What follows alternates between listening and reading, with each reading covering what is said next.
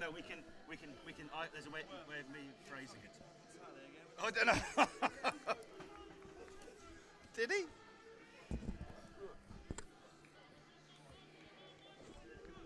Yeah. So, any stats? Yeah. I'll have this one. Yeah. Should I have the no, let me have the black one. Can I have the black one? Yeah, is that right, mate? Of course. Just so I...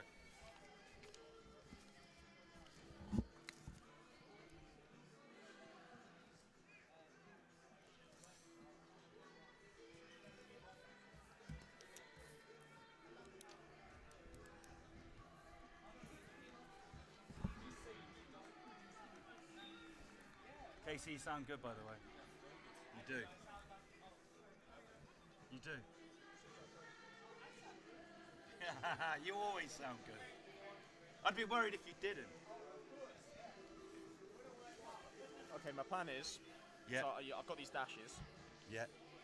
Fouls committed on the left of it. Fouls on them on the right. Oh, well, yeah. Oh, you don't have to. Oh, sorry, I meant just by team, but do that as well. Oh, That'd be lovely. Yeah. Good practice. That. Yeah, not bad.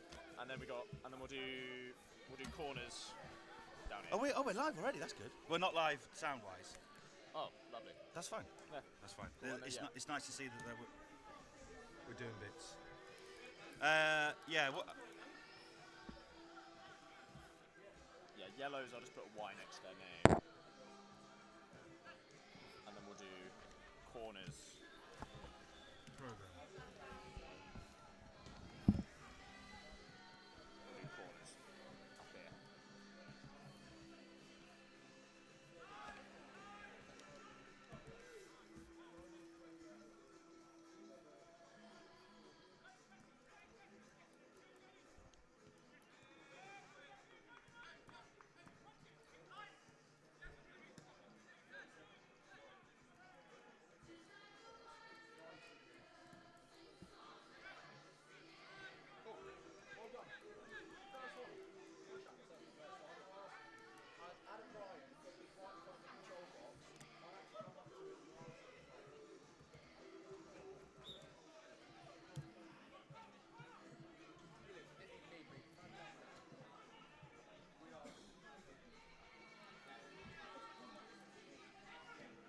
Apparently sound is on, by the way. Really? I don't know. Just it shouldn't be. It might have been on then when he posted a message. When did he post a message? I can't see time. No, it doesn't say, does it? No. Well, hello.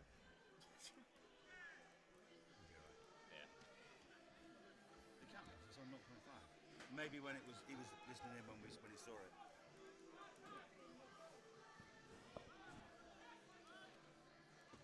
Oh, you can still hear us.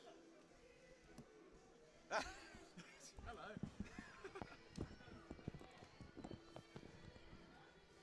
Really? It's one of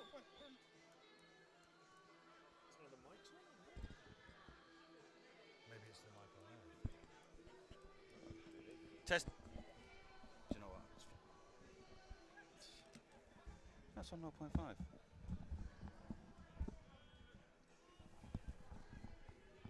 Is it my mic? Hello? Testing, 1, 2, 3. If you can hear us, can you put a thumbs up in the chat? It shouldn't do because we're on. At NerdGeek7. At NerdGeek7, might be having us on here. I don't know. It might be yours by the looks of it. Anyway. Testing, 1, 2, 3. We are going live in a minute. Just bear with us while we get ourselves ready for the proceedings to start properly at 7:30. No, this was down already. And they can still hear us.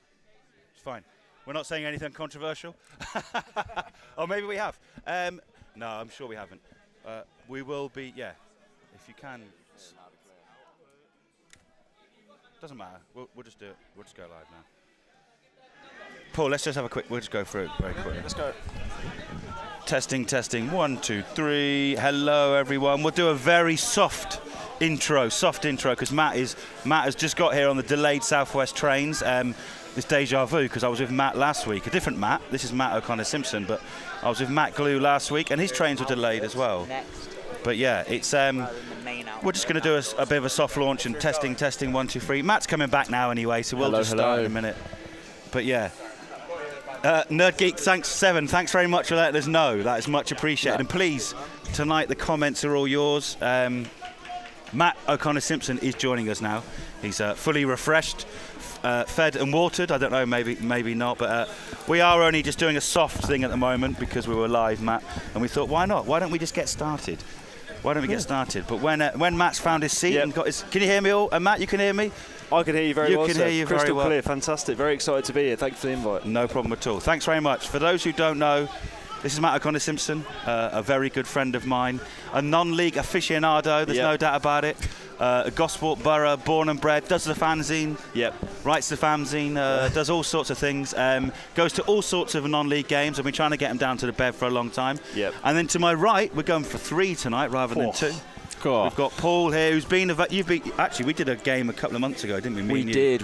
What I can't remember what game we did. I can't remember. It seems a long time ago. It was what was it? Totten. That's what it was. Totten. Oh, that was it. Yes, we won that night. The 2-0 win. 2-0 win against AFC Totten, which does seem a long time ago because so much has happened since. But yes, I'm joy. So Paul has been helping out all manner of things, but tonight he's mainly very much in charge of the comments and keeping an eye out on things because we want this to be as interactive as possible. Please let us know if you have any questions for us. Keep them clean. If you have any questions about Hampton, maybe if you have any questions about Matt Mundial, non-league football in general, and Paul will be feeding back to us. Paul will also give us a few half-time scores, and also he's keeping the stats tonight. He's the man in charge of the stats. I am. I'm the Statman Dave tonight. You are a Statman Dave. Yes, very good. Fantastic stuff. We have worked with Statman Dave. Good knowledge. That is good knowledge. I'm sure he's otherwise engaged tonight. But yeah, and crucially, please let your friends know. Post on social media that this is something that we try and do on a regular. Well, we do it every home game, to be honest, and it is a lot of fun. We try and bring a bit of realism. We cannot show you the game. If you're sitting there thinking, when are they going to show the players? That ain't going to happen. DAZN own the rights. This is a watch-along live from the front row of the main stand, but we won't be able to show you. So you just have to listen to us. If you prefer radio commentary, that is also available on MixLR, and that is just Diego, the dulcet tones of Diego, one person. Not as much shenanigans as I imagine there will be on here, but I mean, MixLR is non-league heritage, really, isn't it? It is. Isn't it? Have Gosport got a MixLR? They said. Well, I used to be on it, of course. I believe it's now discontinued. They have also moved to YouTube. I was just going to say it's good to see some level of innovation here, a watch along. Not many people do it. And you can see we've got proper equipment. I mean, I was genuinely flabbergasted walking in. And you're not normally flabbergasted either. I've just been to a lot of non-league grounds. Broadcasted from a lot of them. We've got everything here. We've got a mixer. We've got a HD camera. It's absolutely fantastic stuff. It is, and we've got an iPad to the right of us, so we can see that we're definitely on. We do. We've gone from 9 people watching to 3 people watching. So yeah, people are leaving in their droves. But no, they're not. They realise we've gone on early, and they're like, what? We shouldn't technically be on for another 5 more minutes, but why not? We're on here. We're available. Matt, very quickly, just for those, obviously I know you very well from my time at Mundial. Mundial, still going, you're still flying the flag. There's an issue out at the moment about England and English football. There is. The England issue is out right now in WH Smith's, or you can head up to mundialmag.com to read about that. And that's all about, it was kind of a response to, I guess, English identity's obviously been a big talking point over the summer specifically. Yeah, we're live now. You actually? Yeah, we're going live. Yeah, we're going. Yeah, that's amazing. Yeah, we just sod it. Why not? You're live. Yeah. If you can just, this is what happens here. The man who looks after all of this. No, we'll do that in a minute. That's on my list. Yeah. I'm doing that when everyone comes on at 7:30. And a lot of people have phoned in and said, could you get better? Yeah. Well, you say that. That's Mark George there. He's very protective. I just want to say that one of them was your mother. Yeah. My mum's not the most complimentary of my commentary skills, but no. She really not. That's all. Yeah. No, she didn't. He's just so that's Mark George. That was definitely the most sort of in real life producer note I've ever got. Yeah. Just so you know, we're on. We have got proper equipment. Yeah. We are of a certain standard, I would like to think. But yeah, we aren't. We haven't got. We got earpieces. We got headphones on, but we haven't got earpieces. And you'll hear all sorts going on. Last Tuesday, when we played at home to Cheshire United, the rain was. We are so close to the action. We are on the front row of the main stand. The rain was teeming when I was sat here with another Matt Glue. And honestly, I thought there was a slight worry of electrocution, a bit like when Alexi Lalas played the electric guitar at the first ever MLS game in 1996. He thought he was a bit of football trivia for there. If you want to listen to more about that, I went to the great podcast about the first season of the MLS. Giant, available on all channels. We did it while Mundial. Anyway, I interrupted. I hope you didn't call it the MLS when you did it, Seth. No, I did not call it the MLS. Sorry, yes. Any Americans listening? Americans listening, they'll be definitely going off now. But Matt, you were just explaining there about English identities. Obviously, big in the news for whatever reasons. But as ever, Mundial took a particular stance and made an issue about it. Absolutely, a little peek behind the curtain. We actually changed tact as well. It was supposed to be a travel issue, and then we sort of, as football fans, we go to a lot of football. We saw English identity being used by what we would probably characterise as bad faith actors, not doing it in a way that we agree with. So we decided to go around the country and highlight some of the great stuff that football clubs and football people are doing. So there's a long feature on Guru Nanak, who are kind of started out as a Sikh-based team in Gravesend. I wrote about Jamie Vardy. I think there's one line I use in it. He is the personification of the FA Cup, Seb, isn't he? Really, he's an English love story, a kind of a tribute to the English football pyramids, and the reason that he was able to make it to the top despite falling so low. I don't think that could probably happen anywhere else, could it? No one's as obsessive, and also no one can do the admin quite as well as the English football pyramid slow down. Well, we know that. Going. We know that for sure. Yeah. And one of the cover features a fantastic piece, a history of flags at the football, written by James Bird, who told me he was going to be tuning in. He's he is in Milan, so we could have our first, well, I don't know, it could be one of many Italian listeners, but he could be tuning in tonight. He was editor-at-the-chief at the time of publication. That's all I'll say on that. And then loads of good stuff. It's 15 quid, but it's on beautiful paper, smells really nice, and you'll be supporting some good people if you'd like to go out and buy it and find out a bit more. Yeah, absolutely. Yeah. No, that's good. That's very good, Matt. Thank you very much for. No problem. For those who don't know, head to Mundial at Mundial Mag on all your socials. All your socials. TikTok? They're doing TikTok now? Yes, my face is very sadly on the TikTok. It's one of the things I really struggle with about being a man in the football media industry. But yeah, if you're into that sort of thing, then that's available. But and then. We haven't just got you down here because you're Mundial credentials. That would not make sense. You are, like we said, Gosport born and bred. You've done the fanzine. You've been to all manner of away grounds and Gosport and the like. Just tell us how your season's going at the moment, and where were you most recently? I think you were up in this neck of the woods, weren't you? We absolutely were. So most recently on Saturday, we travelled to Hamwell Town. Not a million miles away, not super close, no. But we went 1-0 up. Everything was looking pretty rosy, and then 2 set-piece goals in quick succession condemned us to a 2-1 defeat. And Hamwell are struggling as well, so a disappointing result. But we're still clinging on to a playoff place in the Southern League Premier South, which is one below from where the Beavers are currently situated, of course. Last year, was it last year or the year before you were in the playoffs, and we were dreaming of the Gosport? Yes, it was. We were. That was 2 years ago. Very felt your pain. For sure. I mean, Beavers fans know what it's like to lose a playoff game, obviously. Yeah. As does tonight's manager, Alan Dowson. Of course he does, very much so. He's done his research, he knows what he's talking about. No, then there's a very big, for those of a Hampton Richmond Borough persuasion who aren't able to make it tonight, there's a very big Hampton connection. Yes. And that's, you obviously have Charlie Wasmer, who is was a firm fan favourite here at Hampton and Richmond in 2 different spells, I think it was in the end. But and songs sometimes still sung on the terraces. But is he still as combative as ever and as combative is probably the best word I would say, because the song about him here was if you throw a brick at him, it had the so and so back. I'm really hoping that comes out tonight. I'll tell Charlie about it. I'm sure he'll love it. Yep, Charlie is still a bit mad. An old-fashioned centre-back. They're going out of the game. But do you know what I think about Charlie Wasmer as well? I think obviously he loves a battle. I think he would have loved Saturday's game. Unfortunately, he was unavailable. But he can play. He can play. Oh, as he well. really can. Do you know what I mean? Like, we used to love some of his passing from the back. Yeah. I mean, sometimes like he just. Even now, he's getting on a bit now, and he's had a few fitness struggles. But when he is fit, he plays. He's absolutely important for us. But he plays out really well, and fitters some through the lines. He really does, yeah. Like, scores goals, crossfield passes. Very good player. And I think there was another connection previously, wasn't there? Chris Campbell was here, and I remember saying to you at one point, if there was one player from Gosport Borough who you think could make the step up to the tier that Hampton and Richmond Borough in, you did say Chris Campbell. He did come here, and he clearly did make the step up. He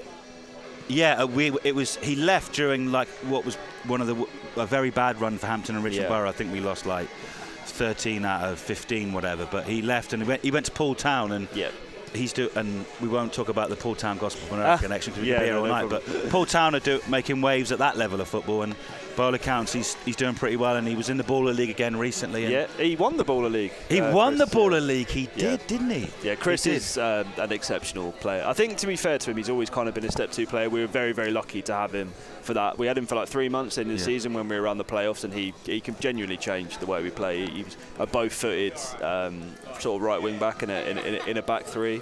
Yeah, he was absolutely some lovely skills. I think, and going forward, he was obviously very good. I think sometimes not the problem, but I think the issue perhaps was he was sometimes going forward a bit too much, and when we were going through a bad spell. And were you playing a back 4 at that time? I think we might have been. It's hard to know because we have gone through a lot of changes, and if you are just joining us, and if you are joining us for the first time and you have never watched anything like this or don't even know who Hampton and Richmond were and saw that Matt was going to be on here, we are Hampton and Richmond. We are the Beavers. We play at the BEAVERS Stadium. We have had a tricky spell this season. We have got our second manager of the season in Alan Dowson. He's a returning hero. He was with us 10 years ago, I think it was, over a course of 3.5 seasons. He's come in, and I think 6 or 7 games he's been in charge now. It's been difficult. We're 21st in the table at the moment. We did draw at Salisbury on Saturday, which was a big result for us. We've been unlucky fixture list-wise, but because this league is ruthless. Full-time, there's 12, 13 teams in this league that are full-time. We seem to play them a lot. Obviously, the fixture, we play everyone, of course we do, but recent weeks we've played... It's a good clarification to make. We've played Dorking, we've played Dorking at Torquay, and Worthing. One of those teams is Worthing, who are second in the table at the moment. So I guess just on that very, very briefly, like Gosport have been away from this level of football for 10 years, and the way that it's changed in the time we've been away is pretty remarkable. Like, I mean, back in our day, I think there was maybe one full-time team in the league. It was probably Eastleigh at that time, and now, as you say, 13, 14. And I think when someone gets promoted from Step 3, which is our level, and they go up, you see that it's very, very difficult to retain that core of players. Like Salisbury and Tottenham are examples of teams who've gone up from our league, and then immediately they have to completely change their entire squads based on, are we going to train 3 times a week? Like, are these players like good enough to compete against full-time, really fit players? So the changes across non-league over the decade have been unbelievable, really. And you're right about Tottenham's a great example. Not just because Hampton have got them away on Saturday, we played them. That's the last time we won here, 2-0. It was just after Alan Julian had parted company with the Beavers, and we had Alan Massey, our captain, as a coach that day. But we did win. But Tottenham got off to a great start at the start of the season, and I think they are finding it a bit harder, although they did beat Dover 3-0 the other day, so it's going to be a tough trip down. How far is Tottenham from Gosport? How far is Tottenham from Gosport? It's a fantastic question. I would say, well, how would you like me to do it? As the crow flies? Yeah. Well, yeah. I don't know. It's probably... Any Gosport fans listening? Yeah, you can tell you as the crow flies. I'd say it's probably a half-hour drive, maybe 35 minutes. They had a bit. We had a bit of a rivalry with them. I mean, to be brutally honest, they were just better than us. It was more of us punching up, really. There was a game when Danny Hollins, who has a Hampton and Richmond connection, very much one, so, I guess, and Charlie Austin. So two sort of old pros were playing for each side, and they had a bit of a bust up, and Hollins came off the wrong side, got sent off. That was 2 years ago. Oh dear. But yeah, Tottenham, it's a tight ground, it's a tough place to go. I think that's probably where they built the strength of their starts of the season. On the home form, it's really compact. The stadium, there's a couple of real kind of narrow walkways in front of the terraces and stuff. You're really close to the pitch there. Not unlike here and many other places, but Tottenham always felt like a hard place to win. You've not been here before, have you? No, I believe it. Well, I've tried to come 3 times and it's been postponed. It's been postponed on every occasion. And very nearly so today. I was very concerned that exact thing was going to happen again. And I was supposed to do Tottenham as well, and I think, did that get rearranged? Yeah, it did. So, Tottenham would have been my specialist subject in this league as well, but he's got some notes of Worthing. Don't worry about that. We also played them last year, so I've got an anecdote about that. I might put out later. Go on, can I go do that now? We'll do it now. Get it out now. So we drew them in the FA Trophy 4th round. They were top of this division at the time. Just think you haven't got a chance because we'd only had 1 goalkeeper in the squads, and they were cup tied. So you turn up on the game, it's like genuinely not knowing who was going to be in goal. Yeah. And we turned up and there was this like genuinely a 5'3", looked like a boy, was knocking around there. And it just turned out it was basically one of our gaffers' kind of mates from their time coaching at Bournemouth had managed to sign on for a day, and ended up we drew 1-1. Like we deserved to draw 1-1 as well. We scored late on, and then it went straight to penalties in the trophy at that point. And the little goalkeeper's only made 2 saves and got us through, and he only signed up for a week. And then twist in the tail. Like maybe a week later, we get kicked out of the FA Trophy for fielding an eligible player. And I know what you're thinking. You think it's the little lad. No. It was actually the goalkeeper we used in the previous round, who was also fielded an eligible player. So yeah. Well, you mentioned admin and non-league football. It's crazy. And I'll tell you, can't do admin. It's Gosport Borough, unfortunately. Yeah, it's been our biggest issue in recent times. Worthing were. They weren't brilliant actually at the time. They clearly are a fantastic football club. I mean, their 2 managers, both Hinchelwood and the fella before whose name escapes me. They got taken by clubs higher in this division, and obviously there was actually a Worthing story in Mondial issue 17, I think. About George. Who's here tonight? The youngest club chairman in the UK at the time. Incredible story. I would really urge people to seek that out and read it for themselves. Well, we should definitely find, if we can dig that out, we'll stick it on the comments. Yeah, absolutely. We've just been told by Nerd Geek 7 that it's a 35-minute drive between Tottenham and excellent stuff. See, this is the sort of stuff you get. 35-minute drive if you have missed this and thought to where between Gosport and Tottenham. But tonight's game, as Matt mentioned there, is against Worthing, 2nd place in the league. I say recently, a couple of months ago now. Hinchelwood returned, Adam Hinchelwood, and you're probably thinking, I might recognise that name. His son Jack plays for Brighton, who's a very, very good footballer. But Adam Hinchelwood returned as manager after a spell at York City. If you don't know, my leanings and background is very much Yeovil Town, born and bred. I was kind of hoping that Yeovil Town might go for him, but from what I can gather, he was offered the position, and he knew that he was going back to Worthing, so he decided to stay with that. Wow, so that does stretch the strength of Worthing as a no, absolutely not. They had 3,500 there the other week. I think they've had 3,500 in the last 2 games, so they're a big side.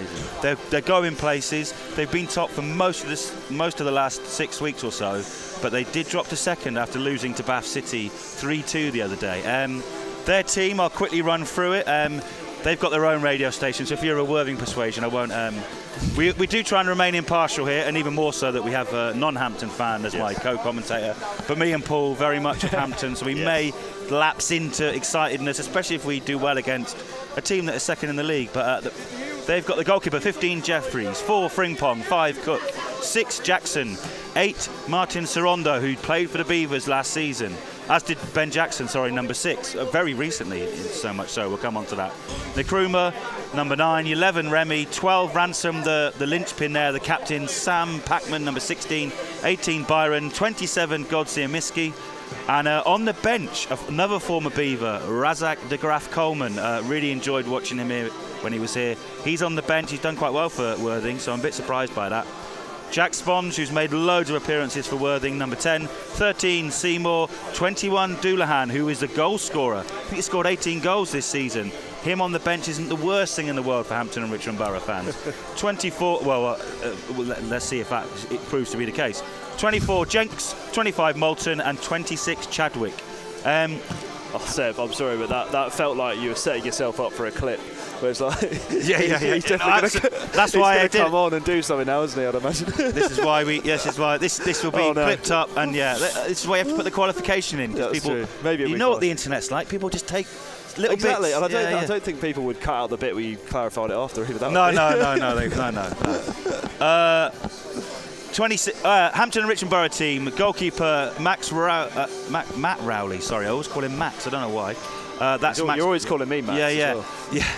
Paul Field, number 2, who's now, that's the 3rd game in a row he started. Great to have him back in the team. Edwino Vaz, number 3. Sam Deadfield, who was in the National League Enterprise Team of the Week, with thanks to an assist and a very good industrious performance against Salisbury, number 8. Craig Fasenmade, number 9.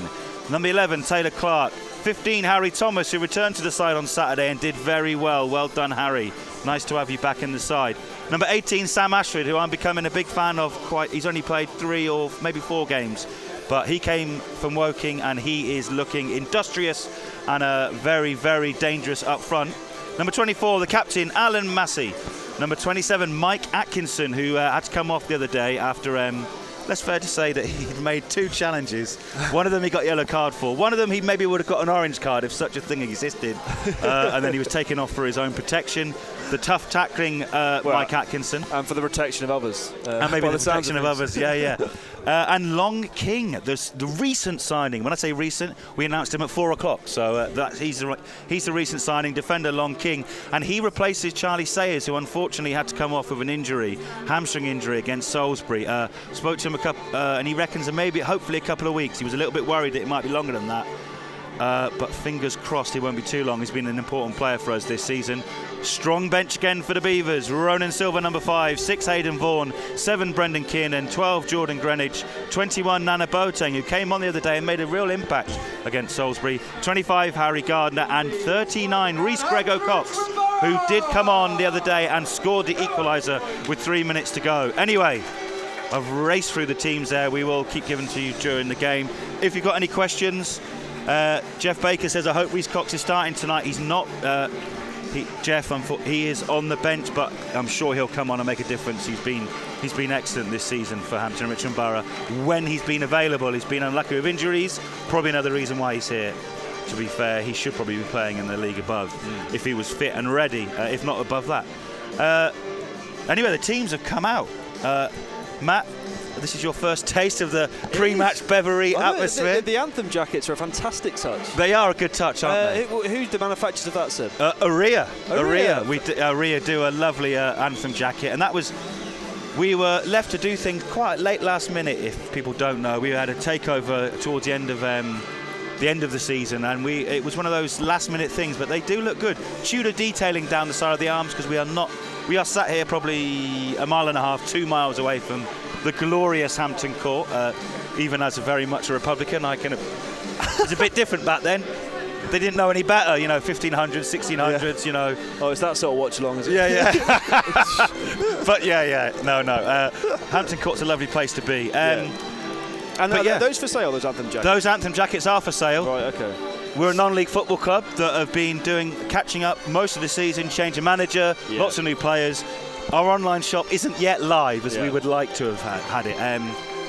Classic case. I've been involved in that in some smaller aspects. There's always something to do. It's very difficult, isn't it? You add postponements to that. You add all sorts to it, and that we're lucky with volunteers like Paul here alongside me. We are very lucky at this football club to have numerous volunteers.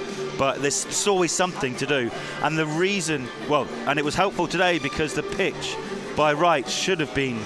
Well, the pitch was in bother yesterday, and then the rain. It didn't come down quite as hard as we thought last night, but in the end, thanks to some brilliant work on the far side of the pitch towards the dugouts, which does get a bit mucky, as you well know, Matt. Yeah, absolutely. Those are the places where the players warm up or assistant referees are running up and down.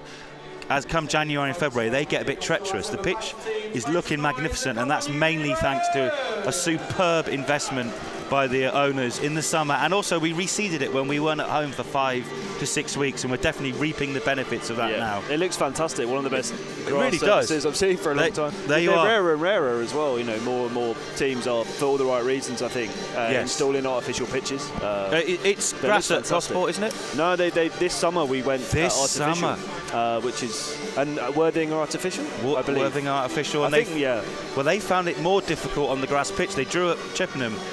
They lost at Bath City the other day, so they found it slightly more difficult. Yeah, that's not to say that they haven't got their strengths, and for sure, I think it could definitely be a factor, particularly when you've got like as much as you can be like an identity coach at this level. Like Hinchelwood seems to be wants his teams to play in a certain way. They're very attacking. Oh. Have leaked goals historically, but always seem to score them with patterns of play that you can practice on an artificial pitch. Yeah. Well, exactly. Maybe it'll be not a leveler, but just something the Beavers could take advantage of tonight. Fingers crossed, Yes. Matt, and we are about to. The referee is about to blow his whistle, and he has blown his whistle now. Start the sync for when we sync the footage up with the actual footage later on. And if you're thinking, why can't we see the players? DAZN, we nearly got hit in the ball in the first 10 seconds. The ball's bounced in front of us. Worthing in the all black shirts, which is very reminiscent, actually, even with a small gold yellowish sponsor. Yeah. It's very reminiscent of the Hampton away shirt. So it looks like home versus away if you're a Hampton Richmond Borough persuasion. But the Beavers are defending the stand, the Keith Hussey stand, and will be going to goal, which is quite unusual. We like to shoot towards the Alan Simpson stand in the second half, but not tonight. And I think we didn't do that against Dorking, and I think that sort of threw us a little bit. But anyway, that's just something we'll have to deal with. And it looks like Hampton are starting off with 3 at the back: Thomas, Long, and Massey, but Hampton on the attack now, and Sam Dedford on the left-hand side. Oh no, he's giving it to Edwino Vaz on loan. He puts a decent ball in, and it finds Sam Ashford, but it just was a bit too quick, and it spills away from him. The Worthing fans who've made the trip up on a Tuesday night, well done to them, are all walking past with their half-price beers. We've got half-price pints on tonight. Oh, if fantastic. you're listening and on YouTube now, that's going to mean anything to you. So just go to your fridge and get your own beer, or drink soft drink. It is still January, isn't it? Still dry January, but we have done that offer. But if you're thinking, hang on, beer at the football, yes, you can buy a beer at the football and watch this level. This is the last level in English football where you can have a beer whilst watching the match. But just say that Sam Ashford, the ball goes back to the keeper. You must forget the WSL. They're trialling it at the moment. They are trialling at the WSL, yes. and Matt is another keen fan of Yes, women's football. absolutely. Did a lot of work with. You would cover Chelsea a lot, didn't you? Back in the day, as back in your day at goal.com. Yeah. Absolutely. I mean, as many others. I don't think it's any coincidence that as soon as I've stopped covering them, they've relinquished their grip on the WSL They title. very much have, haven't they? They very much have. And as we say this, Worthing have got their first corner of the game. 2 minutes on the clock. Matt, we've got a lovely scoreboard behind the goal there. Have you got one at Gosport? Fantastic. Absolutely not. No. Something that I'd very much be interested in. It's very very letters on that. Yeah. HRBFC, WFC. There's a lot there. But anyway, the ball goes into the 6-yard box. It bounces around, and Godzinski on the far side, but it's well dealt with by Mike Atkinson, and that is what Mike Atkinson does. He gets stuck in, and he needed to there because the ball was bouncing around the 6-yard box. But Martin Sorondo, who did have a great little spell at Hampton here, but returned back to the club that he'd left to join us. Really good character, the Basque man, very proudly Basque as well. Really good character, and he's playing for against Hampton tonight, as well as Ben Jackson, number 6, and Razak Coleman de Graft as well, former Beavers connections. I don't know if there's any Worthing connections in the Hampton side. I don't think so, not off the top of my head. But anyway, Worthing are now, and the fans behind the goal with the big Worthing 1886 banner. Fantastic, yeah. Good to see a good flag. Matt, have you got a flag? Have you got a Gosport flag? Got many flags. We've got one that's added to the repertoire recently. It says Sabrina, Stella, Solly in that order. About Harvey Solly, and Harvey Solly has made one appearance for Gosport this season. Well, feels like a waste of it does. fabric in a way. It does, but that's for the sort of mad things we do at non-league football. But Sam Ashford in the middle of the pitch now lays it off to the quick Vaz, who started the game brightly. The winger who's always impressed for Averley against us and has been on loan the last couple of games, really coming into it so far this game. Edge of the box, Taylor Clark, who just doesn't control it as much as he would like. We've seen him try have a few shots in recent weeks, but it's Vaz on the left-hand side. Strong start from the Beavers, and that is a good ball, but it's a good claim in the 6-yard box by the Jeffries, the Worthing keeper. That was pretty decent, the first real sort of opening. But yeah, Vaz looks like a danger man at the moment for Hampton and Richmond, doesn't he, Matt? Yeah, absolutely. I think, as you say, they've got this, looks like a bit of a 3, and Vaz will have the licence to push on.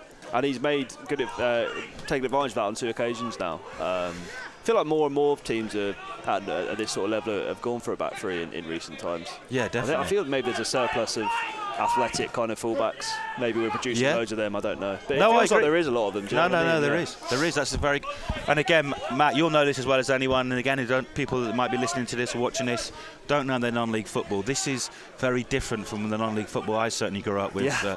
A couple of 30. Well, I'm 45. So What's a wing back? Yeah, exactly. Stuff like that. They're proper athletes at this level. They have to be. They're all walking in, sipping coconut water and protein shakes and the like. Yeah, no, I think it's really good. No, I think absolutely. Yeah. all these players really put it in, and it's these long trips. Worthing's not miles away, but especially National League South level. We were playing Truro on a Tuesday night once, and especially these games this time of year when the games get called off last minute and stuff. But credit once again to our ground staff and volunteers and the investment on the pitch. The pitch does look good and it looks like it's running pretty true.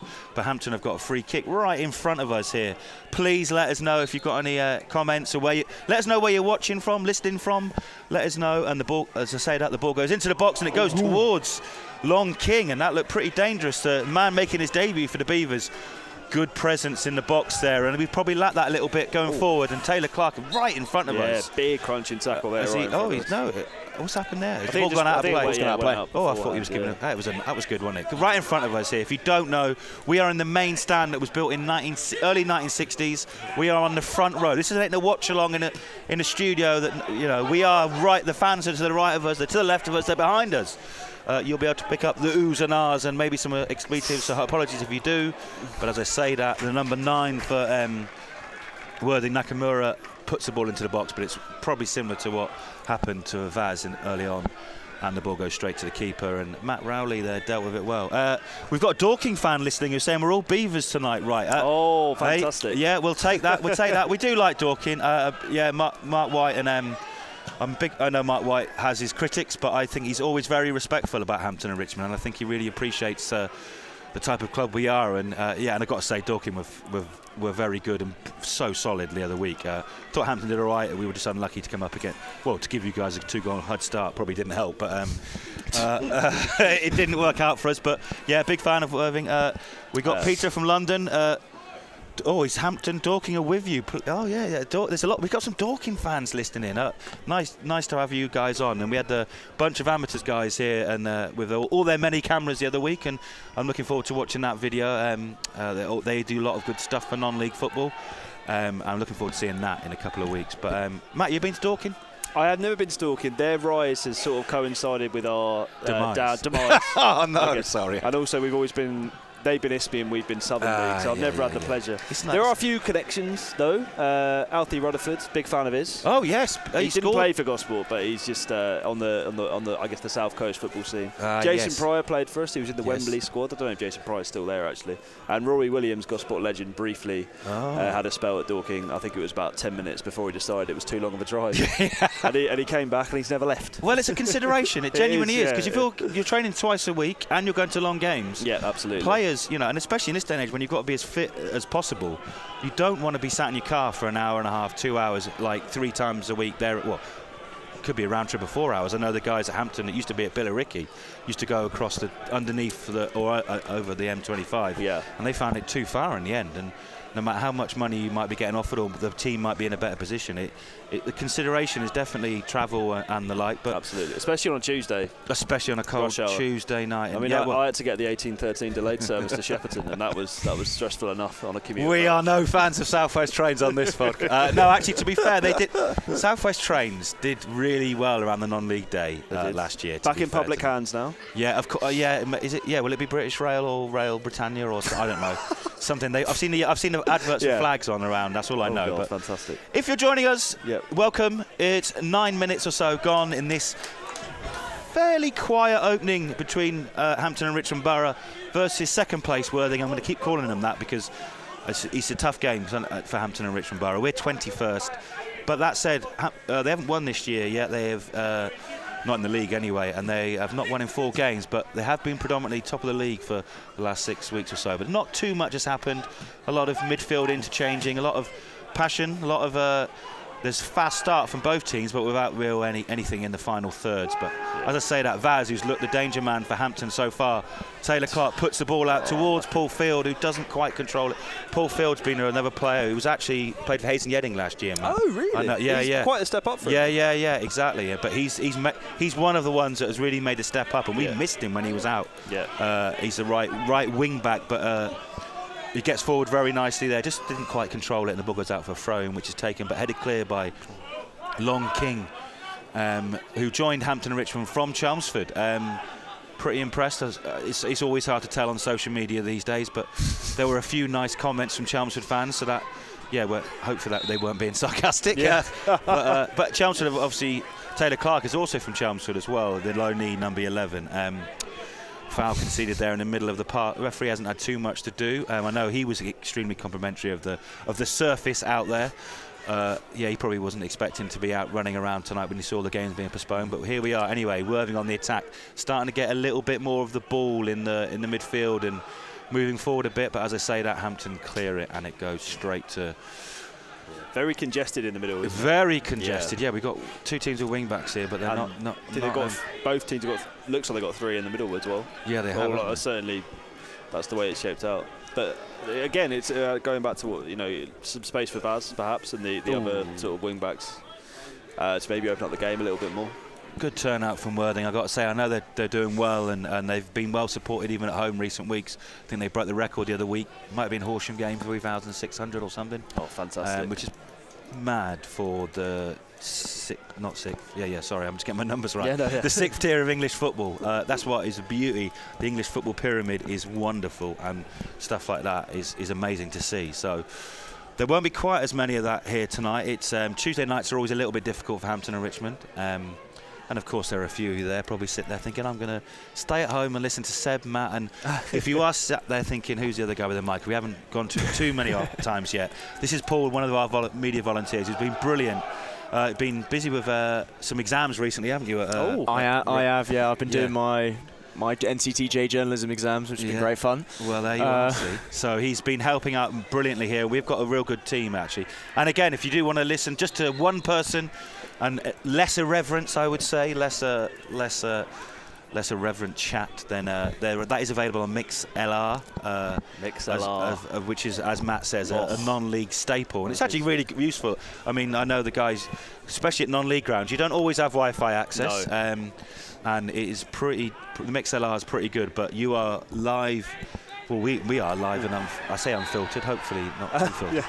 Unfiltered, but Worthing fans a bit upset there. Thought there was some holding in the box, but the ball goes out for a goal kick. Yeah. Fairly quiet start to the game so far. I think Alan Dowson will be happy the fact that that Worthing haven't come out flying, because this is a team that have obviously scored 64 goals. I think they've scored this season, which is ridiculous. I think it's the most in any of the three national leagues: National League South, National League North, and National League proper. I think there's not. I've had a little look over the past 3-4 seasons for Worthing. That's been pretty typical. They're really very potent attacking force. Sam Ashford has worked himself some lovely space after a bit of a push, but Paul Field crosses the ball into the box.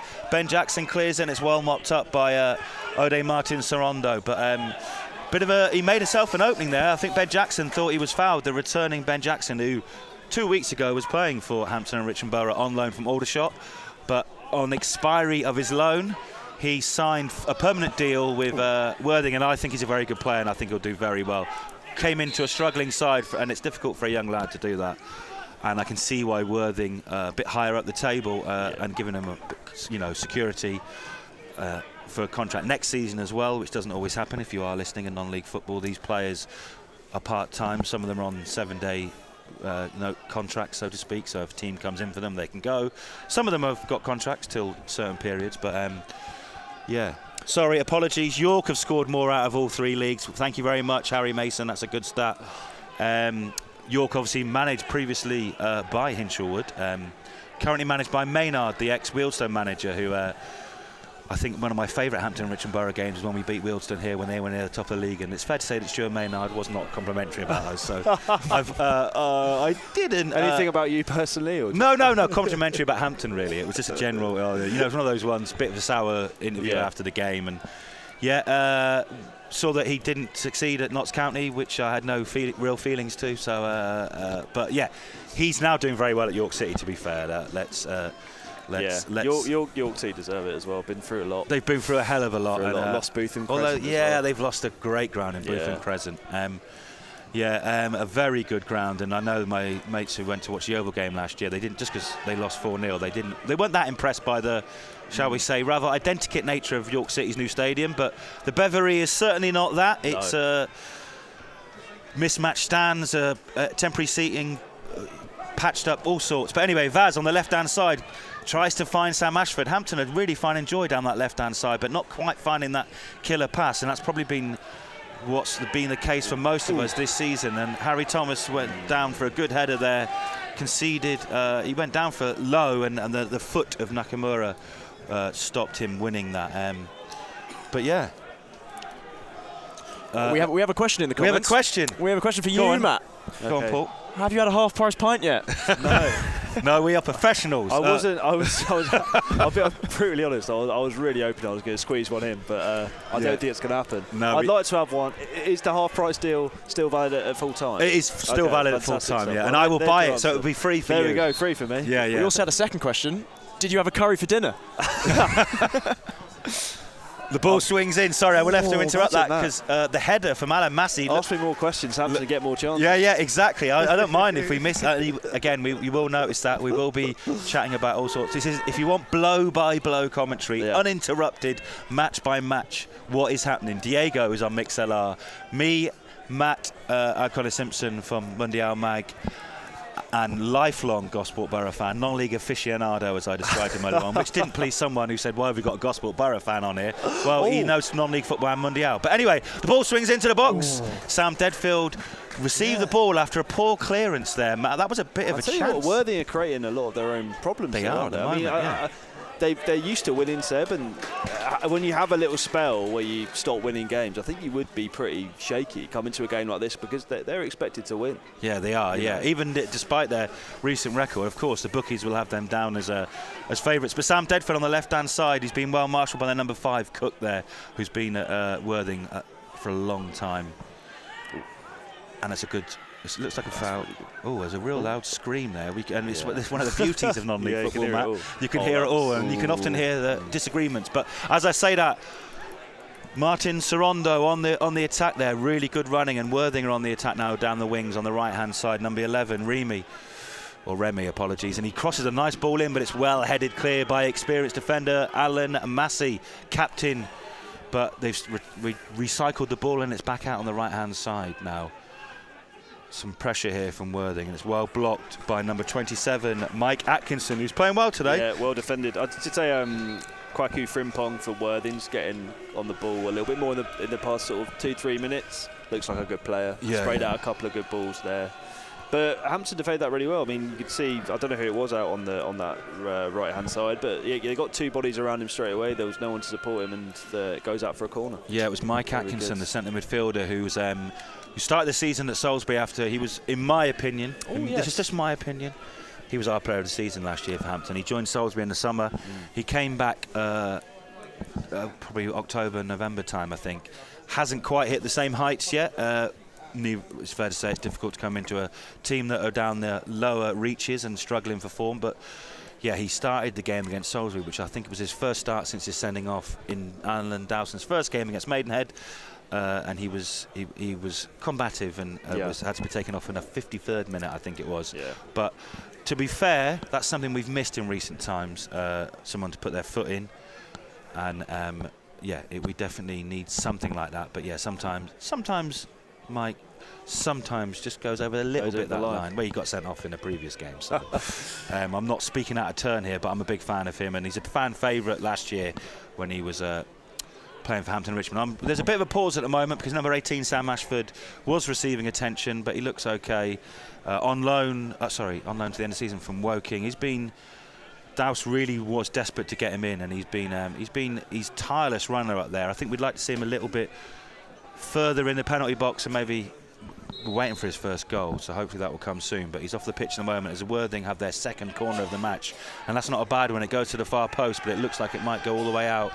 But the tireless Martin Sorondo, who we saw that when he was at Hampton and Richmond, he does not stop running, and it's a goal kick. We thought it might be a third corner there, but yeah, Martin Sorondo is definitely the engine of that team. He gets about the place. He is, yeah, he is, and he was a really good character when he was at Hampton.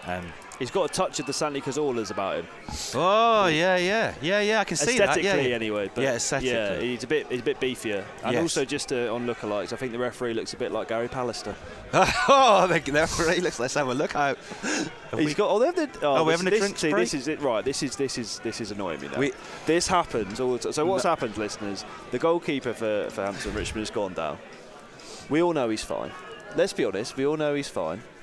We had a very similar instance last time. This happens so much at every level Matt. now, and they're just going over there for a little chinwag, a little tactical, reset. chinwag. And what time is on the clock now? 20 minutes. 20 minutes gone on the big scoreboard to the left. Our purchase in the summer. Which Matt, I was going to ask you very quickly. Yes. Before. Have you seen many? You've been to a lot of football grounds, a lot of non-league football grounds. Have you ever seen a scoreboard directly in the middle of the stand before?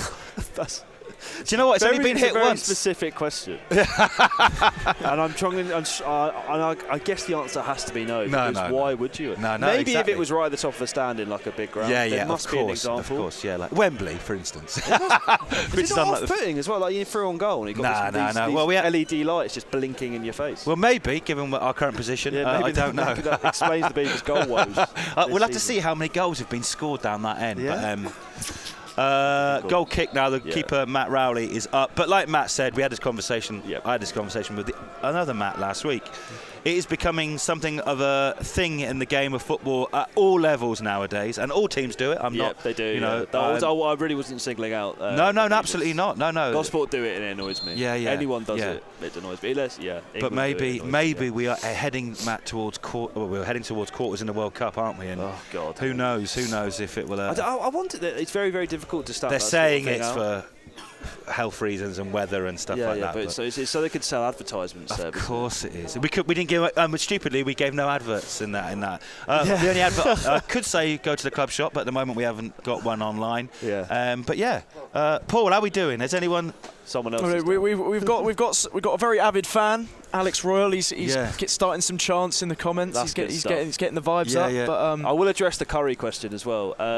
I did send a text to my girlfriend saying, if the game's off, do you want to get a curry? Unfortunately, the game is on, so no curry tonight. Unfortunately, I'll probably get one tomorrow. There's a good curry house. If anyone's listening is ever in the Hampton area, Monaf's is a good curry house. I have to say, it's just down the road. Looks like there's going to be a substitution here. Wow. For Hampton and Richmond. And is it Sam Ashford? I don't think he's going to be able to carry on. 18. Yeah. It is. Yeah. Sam Ashford is coming off. I didn't see the other player to come on. 34? 39, and it's Reece Grego Cox. Fantastic. Jeff Baker, you did say before the game, is he starting? He hasn't started, Big news but he for is on the Jeff. pitch with 70 minutes of this game left. Yeah. That's a disappointment because Ashford does definitely keep the ball out there with some running. I'm not saying that Reece Grego Cox doesn't by any stretch, because he actually, I think his build-up play and his link-up play has been really good in recent weeks. So when I was doing my notes for Hampton today, he was the name that stuck out most. I remember him kind of being a bit of a great new hope for Ireland, I think. Yeah, QPR. He played in the Premier League. Wow. Yeah, he played in the Premier League, but as I say, that's Martin Sorondo. O'Day, who was obviously, that was one of his names here as well. That is actually his name. I'm not just calling him O'Day. Anyway, he's got the ball on the edge of the box. He swings it in to the far post, but it goes out. And the referee, Worthing fans and players are pretty sure that touched the head of a Hampton defender. Matt, what do you reckon? I don't think so, actually. No, I don't know. But they were quite animated. They were animated. I have no reason to the think Rebels. The Rebels, of course. The Rebels were out. There was a big banner behind the goal. Rebels. The mackerel men. The mackerel men. I was not familiar very with specific. That. Yeah, I wasn't very familiar specific. with that. I was familiar with the Rebels, but they've got 3 mackerels on their shirt or on their badge, haven't they? Which is quite good. I don't know if they sing that. They should do, really. If we are the mackerel men. Goodness me. 3 mackerels on our shirt. Is the badge is pretty amazing, to be fair. But yeah, we're halfway through first half proceedings here. Do you think Dallas will be happy with how you? I would say nil. I would probably would have taken that, and I think we've looked pretty positive going forward. I don't think there's been much in it. I don't think either side have threatened too much in the final third, but we certainly haven't looked overawed against a team that has obviously put a lot of they put us to the sword at their place 4-0. And probably that was one of the most convincing defeats that we had during that really tricky spell of defeats. I think we were quite lucky to just concede 4, to be honest. And again, no shame, because I think they were top of the league at the time. So, but yeah, I think you'd be happy with that, the way that Hampton have started. We started well against Dorking as well, and then that's the problem with Hampton. If we concede first, that said, we did concede first the other day. That looked like a clear foul on Craig Fasenmade. That was a Charlie Wasmer-esque push on that. Exactly. And don't bring up his name because it makes me upset. I'm not watching him tonight. Yeah, he's feigning innocence. He's feigning innocence, but that looked like a clear foul. But yeah, I would say Hampton, we've got to be pleased with this so far. He's not getting yellow. He's getting a talking to, I think. Maybe his protestations were it was too much. A cynical foul, not a professional foul. Well, it wasn't very anything. Clear distinction. So far, so good from the referee, I would say. I don't think he's done anything too controversial. And as we always say, you don't really want to pay attention to the referee or notice the referee. And so far, we haven't. Unless he looks like Gary Pallister. Unless he looks like Gary Pallister. That's a real niche. Actually, niche? No, it's probably not, actually. Yeah. Anyway, the ball goes into the box, headed clear by the defender. I think he made the foul, number 12. And then that was a wild chop, and it goes over. Paul, there's a few more Dorking fans piping up on here. That's good. If you are listening to this, telling us where you are listening or how you're watching. If you're a Hampton fan, if you're a Worthing fan, or if you're not a Hampton and Dorking fan, or if you could be a Dorking fan, should I say, and if you are watching because you've heard that Gosport's Finest is on here, or even Yeovil's ex-Yeovil's Finest, due to my leanings, Hampton and Richmond these days. But anyway, we won't have to play at Yeovil again for a while. As long as it looks like Yeovil are doing all right this season. Recovering well after Billy Rowley from Walton and Hersham. Obviously, Gosport have played in recent times. Yep, can't really speak more highly of what he did with that team. They've been the best footballing team in our league for 3 seasons now, and they're running away with the title. But they're still doing it, even though when Rowley left, didn't they? For sure. I think they're unbeaten. I think it's a really good. I think Worthing. They lost the other day. They did. Yeah, they beat us. Genuinely unfairly. I'm not going to go into that though. I think it's a good example with Worthing, or another good example. You get an artificial pitch down. You have a bit of investment. You have people who are doing things in a consistent way, and you can build very steadily through the leagues. Definitely.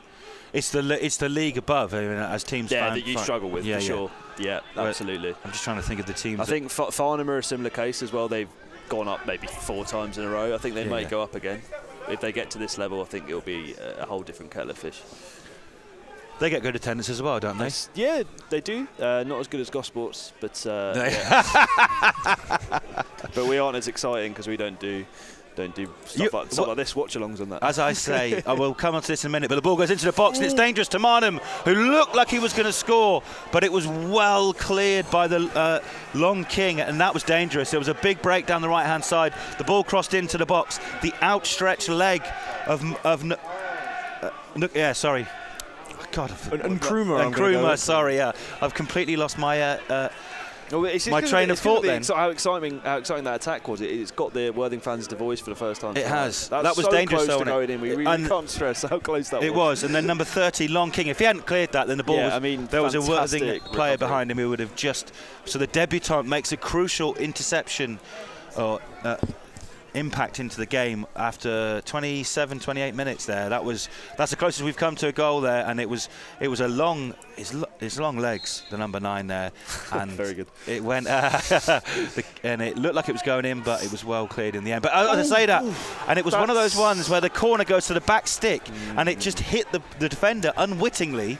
And I think it was Alan Massey, was it? Or Harry Thomas. It was Harry Thomas there, and it gratefully for Hampton Richmond Borough perspective landed in the arms. A bit of a... Certainly looked like a pass back, didn't it? Yeah. Scary times there a bit for Hampton and Richmond Borough. Worthing showing their quality for the first real time of this game in what has obviously been fairly even so far. And Vaz, who's not as much joy on the left-hand side, played it Taylor Clark, who's finding a bit more space in this game. And I must admit, I've been impressed with him since he's come on loan since Chelmsford. Anyway, Paul Field on the byline now, and it's well defended brilliantly by number 18. And is it a corner? It looks like a corner there. Well defended by the 18, Byron, who claimed it's the first corner of the game for the Beavers. And you may have heard there the first cheers of Beavers to the right of us. That wasn't just me. It was me. There was a few people, but that was fantastic. We are the Beavers. Just that terrace to the right of us. When that gets going, I bet it's carried. Oh yeah, exactly. It does. And then underneath us, the covered terrace. We're on the covered main stand, which is part. Old school. Anyway, the ball goes into the. The keeper has had to make a flying save across the box. Almost an Olympico. Yes, it was almost Olympico. We've seen that a lot we've seen it more in recent times, haven't we? Katie McCabe, the specialist, of course. Oh, of course, yeah. Very recently the other day. Right, so Hampton's second corner in quick succession here. Nearly scored from the corner there. And I can't. Is it that Sam Deadfield? It is Sam Deadfield. I can't quite see because we were blocked here, but it's well headed, cleared out. And now they're on the attack, Worthing. But that's brilliantly claimed back by Vaz there. Well done, Edwino Vaz. On loan from Sutton United till the end of the season. One of the National League South's best players when he was playing for Aveley. Made the step up. Did play quite a few times for Sutton, but I've got to say he's been very impressive. Added some quality and some precision and pace so far. But any comments, Paul? Alex is there. 0-0 at half-time. Hopefully Hampton keep it up. Yeah, I would take that. But there's still 15 minutes to go, and probably a couple of minutes of injury time. We had some time out due to goalkeeper injury. And then, but as I say that, Hampton now. Craig Fasamande, it's 3-on-3. No, he's put a ball out a bit too far to the left-hand side. We've still got it on the left-hand side near the corner flag. Rhys Gregor-Cox puts a lovely ball to Fasamande, who dummied it to no one, unfortunately. Otherwise, that was a really good idea. I was going to say, I don't mind it. I don't mind a dummy, but anyway, as I say that, Craig Fasamande tries to win the ball back. Lovely little ball in from Rhys Gregor-Cox from the wing. When that turnover happened, Hampton were 3 just straight forward as well. Clearly, I've been working on that transition on the training ground. So. They have on a Tuesday. And not last Tuesday because we were at home, or this Tuesday, but on a Thursday night we train at Bedfont Sports, who I believe are playing Hanworth Villa tonight. I think, big game, which is a big game in this neck of the woods. Both good clubs in the steps below. But yeah, definitely recommend going to visit them if you've never heard of Hanworth Villa or Bedfont Sports. And there's a good kinship between the three sides, I would say. But Martin Sorondo, who's done. Probably one of the better players, and he's made a good pass on the edge of the box. And now 27 goes for goal. It's well blocked by Malamasi, and it's then well controlled by Paul Field. Bit of a tricky ball to come towards him. Vaz did nearly sneak the ball out to try and start a counter-attack for Hampton and Richmond Borough, but it's a handball there for Worthing. Matt, half an hour gone, a third of the way through the game. As someone who hasn't seen, you've seen a lot of non-league football, but National League South football, your thoughts after the first half an hour? I think, if we're being brutally honest, not a vintage stuff so far, but in the context of it being a Tuesday night, both these teams struggling to form a little bit, I don't think it's that surprising. Hampton's got Walton on the brain now, thanks to you, Seb. Hampton's two wide players, I think, have been very impressive in Field and Vaz. I think if the Beavers are going to score tonight, it'll probably come from one of them overlapping. And Worthing, they're not super scary, are they, in this first half an hour for a team that is second in what is a very, very tough league. Absolutely. So, really quite an intriguing encounter. Very much so. Vaz on the wing now. Passes the ball back to Alan Massey, who hits the ball long. The 36-year-old, might be 37 now, actually, captain, who's done extremely well. But Hampton on the attack still, but as I say that, it did look like it might have been a foul by Rhys Gregor-Cox. He doesn't look too happy about it, but the referee stopped Sam Deadfield in his tracks on the left-hand side as he was looking to get the ball into the box there for Hampton and Richmond. But yeah, if you're not familiar, this is with Hampton and Richmond. We are the Beavers. We're at the Beverley Stadium, and we are live from the front row of the main stand. You will be able to see the corrugated roof above us, which has been here since 1960 odd. It's standing up pretty well. I noticed you called it the covered ground earlier. Covered stand, sorry. Rather large hole in it. No, there is. That's where the old floodlights used to be. Because actually, this is Tuesday night lights under the Bev. Yeah. We got some new floodlights in the summer. Oh, I see. Very nice. Brand new, and honestly, and they're fantastic. I'm one of those old school people who think, I love the old school floodlights. Yeah. It's honestly like watching it in HD. Yeah, for sure. We were compliant, but Yeah. the difference it's because for that very boring technical talk, because people were worried that new floodlights would mean it'd be brighter. The residents were, quite rightly so, but actually there's more direction on it and it's more focused, more efficient, blah blah blah, and actually it's so much better. But as I say that, Hampton, Paul Field really putting pressure on Byron here. Brilliant play from Paul Field. Ooh. That is the sort of stuff we've missed, but the referee is adjudged. He's putting on too much pressure there. But Paul Field starting to look now like he's back to full fitness. You know, this is his third start. He was he's a big miss for us when he was out, I've got to say. That was really good. Stuff. He was dogged, a little too dogged in the eyes of the referee, who looks like Gary Pallister, according to Matt. Good player, Gary Pallister. Have you interviewed Gary Pallister? I haven't interviewed Gary Pallister. Oh, really? Steve Bruce, I have, of that ilk. Viv Anderson, ex-Man United centre defender. I've interviewed him. Worthing sometimes have been sloppy at the back, but then that is what Worthing do, isn't it? Yeah. And I think that is there for the taking, and there's no doubt it's worked for the majority of the season. But as I say that, it's a Matt.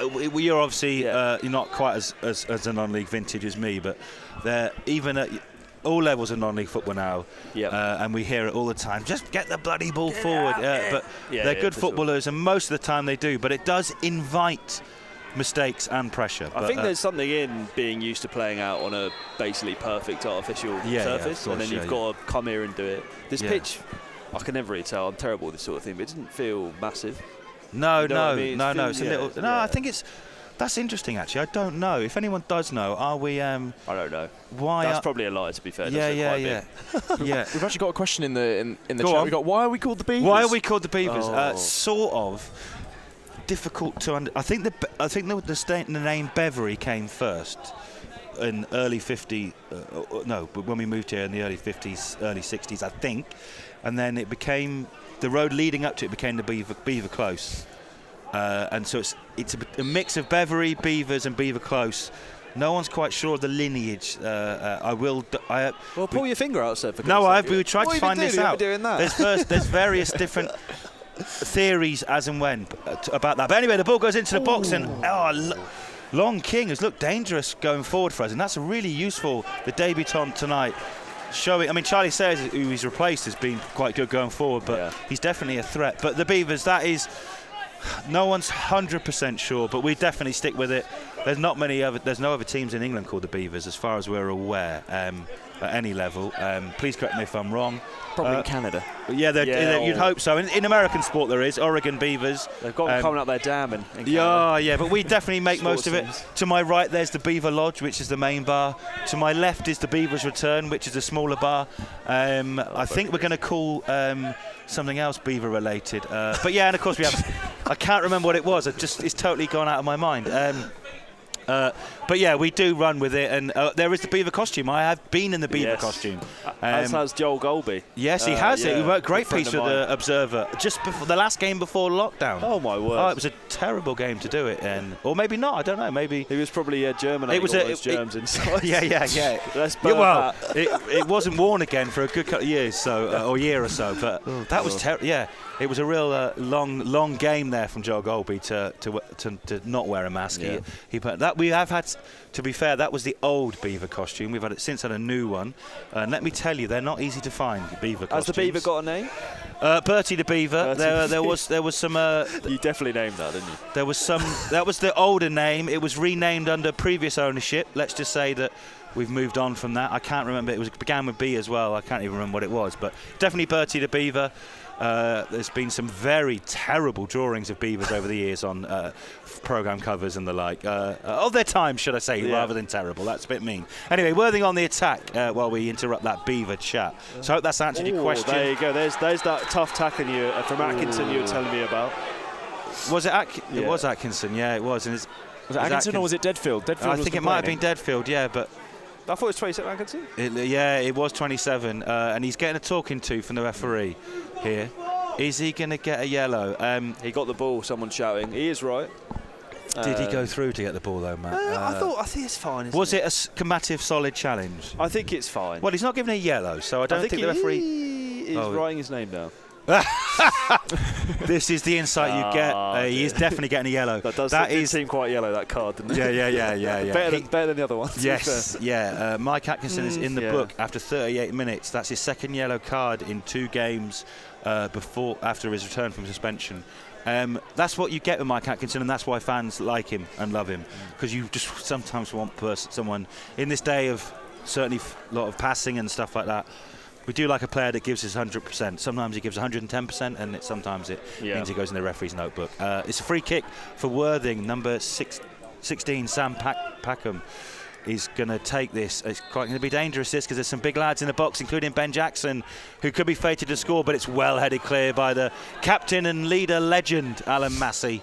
That's a bad pass back, though, from Craig Fasamade, and it goes for a goal, and it's well saved. It looked like it was always going wide, didn't it, Matt? Yeah, it did, but he had to make sure, didn't he? He had to make sure, and we could say he's doing it for the cameras, but he definitely. Well, there are some good cameras here. Well, we'd have to turn it around first. We've got some, We've got some great media equipment here, thanks to the likes of Mark George, one of the young sung hero of the football club. Yeah. Anyway, Paul Field's going to try and find the ball on the right-hand side, but this time Byron's going to deal with it to a point. He's given a goal kick. He's given a goal kick. It was hard to tell. Me. This old stand here, this old stanchion.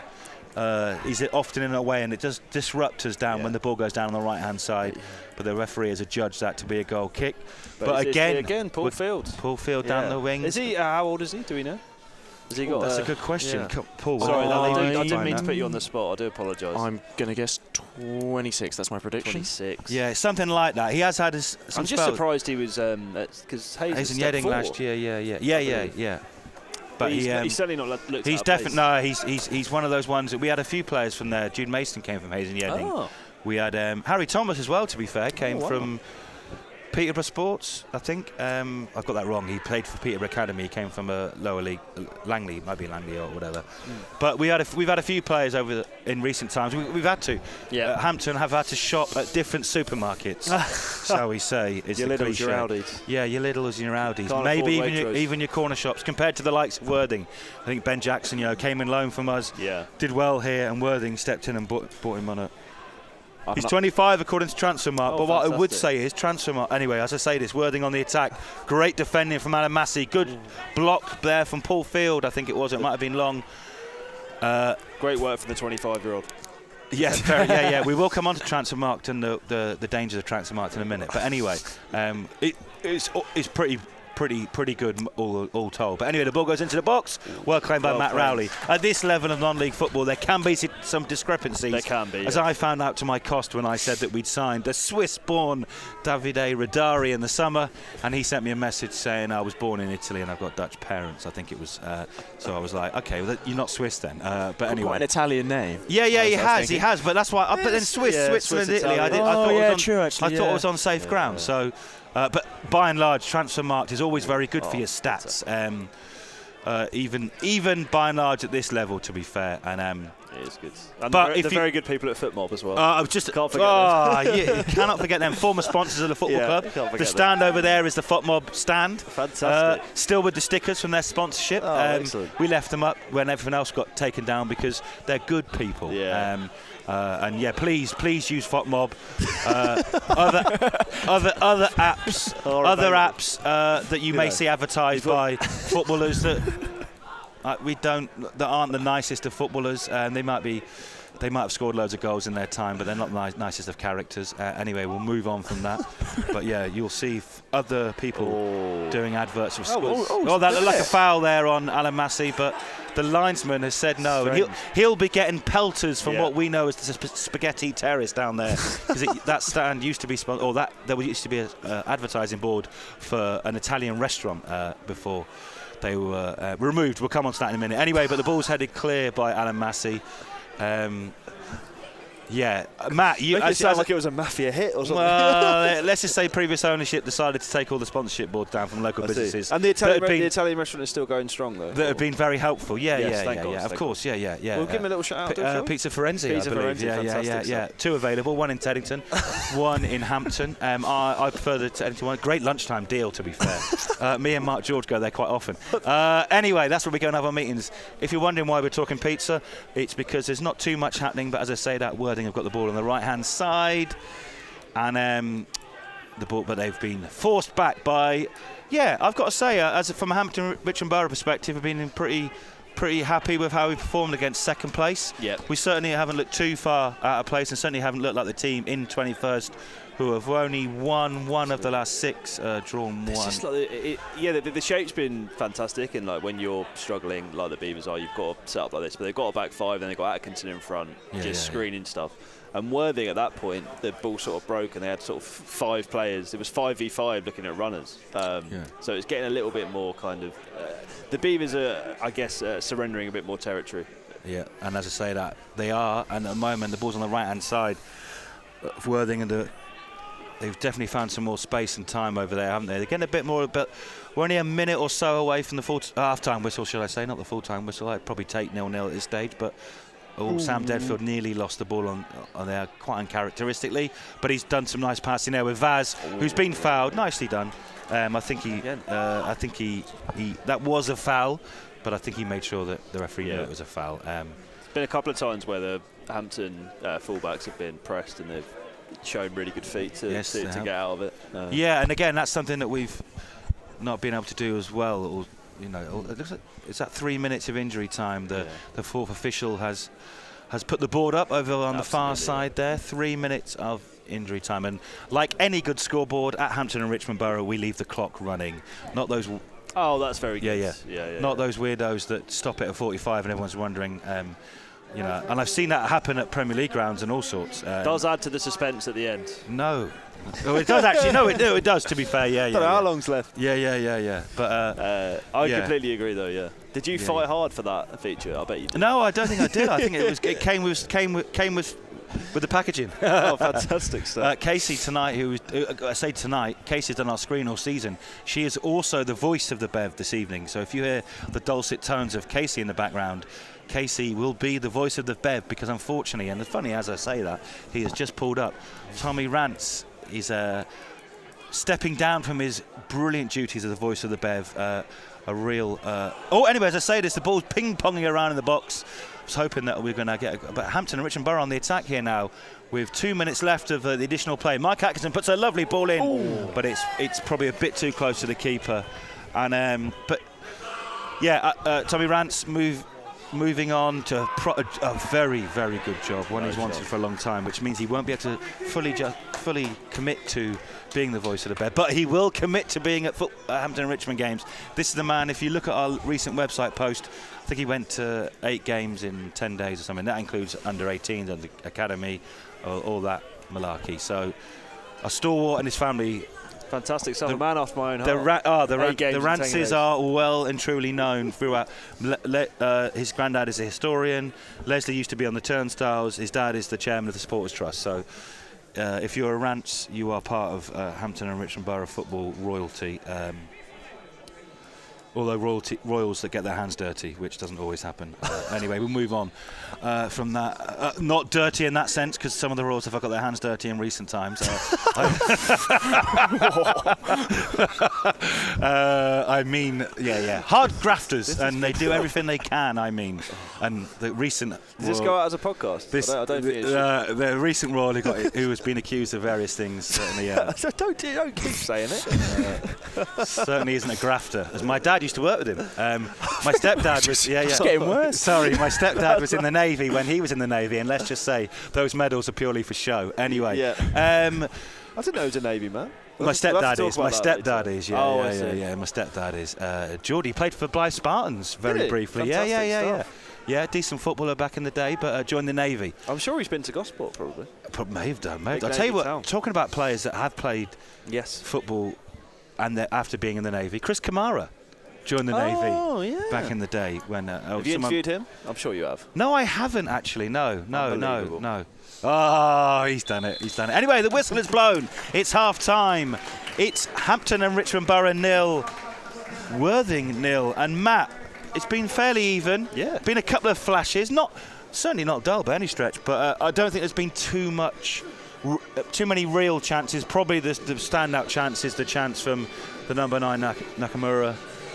who was, and it was but it was well defended by Hampton and Richmond. Yeah, it was. I think Worthing will be frustrated that that chance didn't go in, but I don't think they can say they really did enough to be going up 1-0. I think someone, if we are going to see a goal, I think someone just needs to take a bit more responsibility in the final third, probably. Just a bit more. It feels like a bit more going through the motions a little bit. Defensively, I think both sides have been fairly good, although Worthing have had a few moments where they've played out in a quite irresponsible way, I would say. But just need a little bit more come on, someone go and do something. Someone to grab the ball. In the last final third and all that sort of stuff. I get it. Yeah, you're right. Because actually both teams are playing well. It's not like dull and then misplacing passes. We weren't passing the ball at all very well last Tuesday. I think there's probably a natural urge to not overcommit as well. Because as I kind of mentioned, I mean, both these teams they haven't got momentum behind them at the moment. They've not had fantastic starts to the year, and it kind of shows. Yeah, exactly. And the rain is persisting down now. This for the first proper time this evening. The pitch is held up lovely. Touch wood. Hopefully it won't be too many problems. It shouldn't do, because I think we haven't had any rain since about 11 o'clock now. It was quite prophetic timing, really. Like, as soon as the whistle went, it started raining. It's been completely dry for the first half, basically. And then last week lashing down was disgraceful weather to be in the front row of the commentary box. This is the pleasure and a privilege to do this, don't get me wrong, but last week was tough, and especially as we were losing to a Chesham side. But Hampton and Richmond Borough did come back at the weekend against Salisbury. Like I said, they tend to struggle when they go behind. That's why they're down where they are, because they concede first and it's hard to come back. But they did come back on Saturday, scoring Rhys Gregor-Cox, who's been on the pitch from the 20th minute or so when Sam Ashford came off. Paul, give us a rundown of a few stats if you want. A few stats. Okay, Paul, the stat man. Stats. Here we are. So I'll be honest, it's not been a great half for stats. I can tell you Worthing have had 4 corners compared to Hampton and Richmond Borough's 2. The most fouled player in the game is Edwino Vaz. He's been fouled twice, and so has who else has been fouled twice? Someone else has been fouled twice. Oh no, he hasn't. So Edwino Vaz, the most fouled player. This is it. You see, this is good stuff. Have we got the field tilt? I've got like the FOTMob thing where it goes like who's on top. Actually, should we have a look at that? Do they do that for our games or not? I don't think they do. They probably need a representative down there. No, but the data teams do have someone here. For those who don't know, we have people come in and they're here for the betting companies, because they don't have. No, they just have the odds and the facts. Not onto there. That's a shame. For any other game, brilliant feature. For levels above this, the very, very good people. The rain is persisting down now, and there's a few people out there with forks, and they'll be making sure that this doesn't prove troublesome. It shouldn't do, because it has been pretty good. But like you said, Paul, stats-wise. Stats-wise, a bit stale on the stats front. If you had to watching the game and doing the stats and looking at the comments on YouTube, please let us know where you're watching. Please let us know who you are. I think there was a comment from someone called Tommy Stewart. Sounds like a reprobate to me. But he did have a look. There's a Dave Blackhurst as well. I recognise that. He's given us the pitch dimensions. He's given us the pitch dimensions. Of course he has. Always editing. Really? Jesus Christ. The pitch dimensions at Hampton and Richmond is 112 yards long and 70 yards wide, 102 and 64 metres. I wonder where you've got that from, Dave. Only because, non-league football clubs can sometimes be a bit. The stats side of things can be a bit not necessarily up to date. And we moved the pitch in this year. Start of last year we moved the pitch in, so maybe that is. But the Worthing fans are walking past us on the way to get their refreshments, and if you didn't know and you've never been to the Bev and you're thinking, this sounds like a nice place to go and watch football, I'm going to go one day. We do sell pizza. Now, Matt, you haven't been able to sample it. First I'm hearing of this. We should have got one, actually. Sorry. We should have laid it on for you. We do sell great pizza, Dough Shack, and it's proper pizza, nice proper oven, stuff like that. It is good pizza, and people do get a bit funny about it. Pizza at a football ground, we do sell burgers, we do sell chips, we sell all the usual, but we do offer something a bit different here. But Matt, what I should have done is got you a pizza to have, and then you could have at least commented on it without knowing what it tastes like, if it's worth it. We're not talking like pizza. You know, you go to some really dodgy pubs sometimes and they say pizza. Yeah. And they've got their microwave one. Yeah. But yeah, anyway, you're vegan anyway, aren't you? Like veggie. I mean, if there was some mozzarella in front of me right now, would I eat it? Probably, yeah. Yeah, well, anyway, I haven't got one. Well, that's one for next time, but please come down to Hampton. It's a genuinely good place to watch football. Matt hasn't seen much because as soon as he arrived, I grabbed him to sit here and test the levels and stuff like that. I had a little one though. I went into the Beaver Lounge? The Beaver Lodge. The Beaver Lodge. The Beaver Lounge is in the top box there. Oh, Matt. there's more. Matt, see, so is that the hospitality? that's the well, that is the hospitality. Yeah. That is the owners' lounge. The Beaver Lounge. That's the owners, but very similar to Gospel actually. It feels like a two-tier. Yeah, that porta might have been cabin, taken from a new build kind of development. They often put things like that outside them, like sort of temporary office blocks, and they often are just floating about. Basically, that's how Gosport got their hospitality box as well. Basically. But when you say box, haven't Gosport Borough also got something else similar? Oh my word! Something crazy in non-league football. They absolutely do. There's actually an update on the thing you're referring so to. Explain as well. for those who. I mean, I know of this, but yes. What else have Gosport Borough got that you probably haven't seen at any other grounds? Yeah. So behind one of the goals, we have got an open-top yellow double-decker bus, formerly in service in Bournemouth seafront, doing sort of tourist tours. Wonderful. The chairman bought it in a police auction. Oh. It didn't have an engine, right. so he had to like tow it back to the ground. Yeah. And then he was sort of asked, so what's the plan with this? Like, we'll just go pick up people from the ferry or something. So Gosport is on the peninsula of Portsmouth. People from Portsmouth could come over and then you drive them down to the ground. Yeah. That's not happened. So everything's been sort of ripped out of it, and it's become a sort of supporters club. I think it's a good story. It's become a sort of supporters club's sort of bar and viewing area, and there's like a rotational system for who gets to sit on the top desk. And people use it during games and stuff like that. Yeah, well, the rollout has not started yet. Obviously, it's I assume there must be some sort of safety regulations. No, of course. I'll be honest. In its current form, it's incredibly unsafe. Do you know what? I'm just having a look over there. I wonder if we could squeeze a double-decker bus. You might be able to. I actually, at Hamwell on Saturday, they had a old Route Master bus. Did they? But what were they do? They were sort of just selling coffee out of it. I mean, No, what was it, Hamwell? Yeah, I mean, Hamwell's not a million miles away from here. And again, another club that have been on the up in the recent years. I think they've sort of stuck where they are. They consolidated, I think it's absolutely. They are the most consolidation team ever. They have a lot of big centre-backs and they pump it long, which is absolutely within their right as well. And Matt, for a bit of, again, as it's half-time and we've gone through the game, if you're just joining us, it's 0-0, fairly even proceedings in the first half, which I think Hampton and Richmond Borough will be pleased about. Dorking second place against Hampton and Richmond Borough 21st place, not too much in it. Decent football played from both sides, just not incisive enough, I would say, in the second half. So that's why we're talking in the final third. That's why we're talking buses, weird non-league things. Hanwell. And what's Hanwell's nickname? The Geordies. The Geordies. They play in black and white stripes. Yeah, they were formed by rail workers from Newcastle, I believe. Which is like a long time ago. I apologise if that's incorrect. No, it's true. It is true. I remember that now.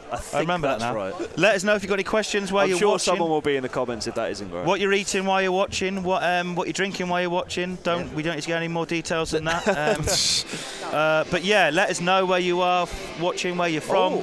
Tell your mates. Look, I mean, it's really pissing down here now, so persisting down. That's what I said. It is. It's bad, man. Worthing did do the classic changing ends. Obviously, I guess at this level, there's some games that are segregated. Is that right? There is. Worthing is one of them. I think. Salisbury was at the weekend. Really, that does surprise me. I think that's a blanket thing because I think they had some issues with. When you get teams at this, maybe. Actually, it's true. Yeah, I'm sure they probably did. Salisbury, great away day, by the way. I didn't go this time. I went last time. I'm going to AFC Tottenham on Saturday to go and watch. To go and watch. To go and watch the Beavers. Hopefully, come back from the South. No, it's not the South Coast, is it? Because they're not on the coast. I think it's the South Coast region, isn't it? South Coast region. But no onwards. Where was I before I started rambling there? It was Salisbury. Worthing segregation. Worthing segregation. Worthing segregated. Chelmsford, I think, are usually segregated. Okay. Dorking have started doing it, but I don't necessarily think most of the time, if segregation is in place, it's almost a licensing thing, especially as we've got beer. Yeah. I think I guess it's good practice as well. It is, 'cause for when you go up, and you're gonna have to do it more. If you and get more. promoted, obviously you can't. Yeah, you get A, segregated, and B, you can't be drinking. So is every game in the National League segregated? no, You not can't at just- all. yeah, No. Sorry, one up. I mean, the Every National game in the Prem league above, yeah, is, okay, I'm not pretty National Leagues sure. up. Without fail, I think. I don't know. I might be wrong on that. I'd be surprised to have a special case where it wouldn't be not necessary, but like just the done. Well, I thing, mean, guess. what do we have? We have Maidstone bring a lot. Yeah. Maidstone travel well, bring a few hundred. Dorking bring a few hundred. Yeah.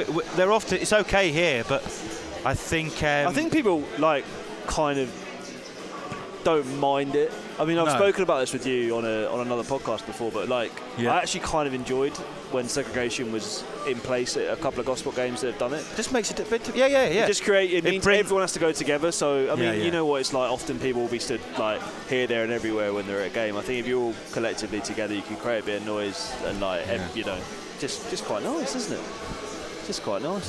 Yeah, it's it is. No, I agree with you. I do like the change, and I don't think Tottenham will be segregated. But I think when you do go, it does pull everyone together. Especially, I mean, all joking aside, and I'm sure there'll be some terrible Twitter aggregate accounts on social media that would have seen that only 19 Hampton fans went down to Torquay on a Saturday. It was the fourth time we've played them.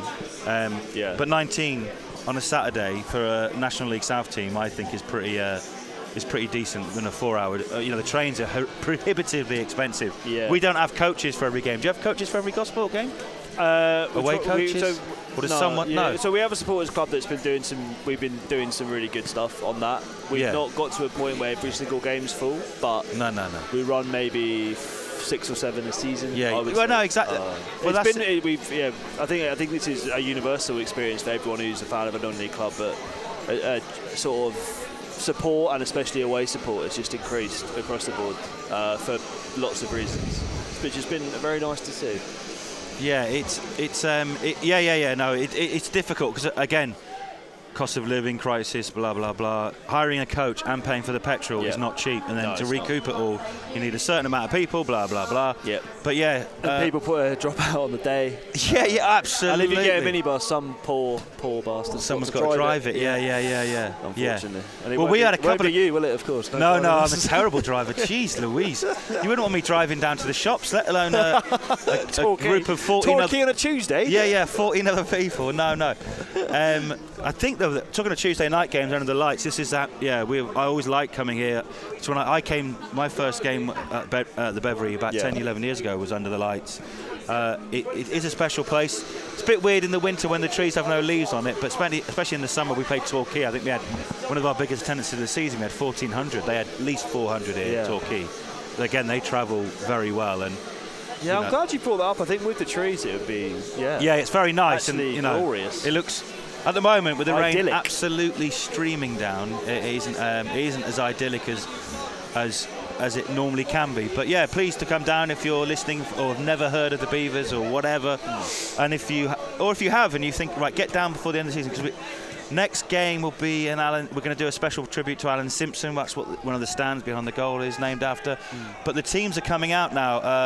The Worthing teams are coming out a little bit earlier than I thought. Well, maybe not. Maybe we've been chatting so much good wham that people I've just got one more before the teams come out. Yeah, the Coopers. Where's the Coopers? Jolly in relation to Coopers where we is are there. right now? Just on the right hand side over there, which is an amazing pub. If you ever do come to Hampton, please stop in there for a pint pre or afterwards. It is a brilliant pub run by brilliant people. It's just a brilliant old school pub, as pubs probably should be, and are becoming increasingly less so. I mean, it's and a great memorabilia and different. with Beavers stuff. Not memorabilia, not Beavers memorabilia. No, general football. Get some in there. There's a West Ham. They're run by West Ham season ticket holders and nice. Chelsea season ticket holder. Awesome. So there's lots of old school pictures, but loads of amazing stuff. You can. It's a brilliant place. I mean, it ticks so many boxes for a good away day. Hopefully we might be able to squeeze one in, Matt. I'm not sure after the game, but I think that's what he was angling That's the for. most But then you've also Matt, you have come a long way. Panic on Seb's face, even when that Worthing goal nearly went in. Yeah. It is 0-0. Both teams are out getting fresh in the rain here, it's fair to say. No substitutions, I don't think. It looks like they're sticking with what both teams ended the half with. And to be fair, there was no reason to change too much. Both teams were certainly playing good football. Get behind the teams, make some noise, and come on, you Beavers! And there we are, Tommy rants. I like Beavers, that. Come on, you Beavers. Beavers. Yeah, Beavers. Unfortunately, we are attacking, for those of a Beavers persuasion, we do tend to attack the Alan Simpson stand and the sort of bit towards the Beaver Lodge when we in the second half is sort of a bit our end, so to speak. But the Keith Hussey stand, named after a Hampton legend, which we have. The sign is back up, although I can just see it now. It's like starting to fall down a little bit, but that's non-league football for you. Nothing dangerous, of course. You know, no one's going to get hurt or anything. But it's. Start of the game, we've kicked off 21 seconds in as Rhys Gregor-Cox receives the ball. Lays it off to Paul Field now, and Hampton are on a break here because Byron completely missed it. The ball's not quite good enough, but it's only cleared for a corner. Corner number 3 for the Beavers. A strong start to proceedings in the second half. And sorry, Matt, I just realised we didn't get anyone to get us a cup of tea or anything, but that's fine. Are you all right? Are you desperate? You're not gasping. You're not gasping. Anyway, quick corner taken. Vaz is going to swing the ball in. And it goes. Oh, this punch clear by the Worthing keeper. Sorry, couldn't stumble over my words a bit there. Harry Thomas gets it, but now Worthing are on the attack. But it's mopped up nicely. Mike Atkinson on a yellow card. Remember, tries to do. Just very well there on the left-hand side. Harry Thomas swings a lovely ball in towards Rhys Gregor-Cox, who's still got it. Who slips unfortunately. That was. And what happened?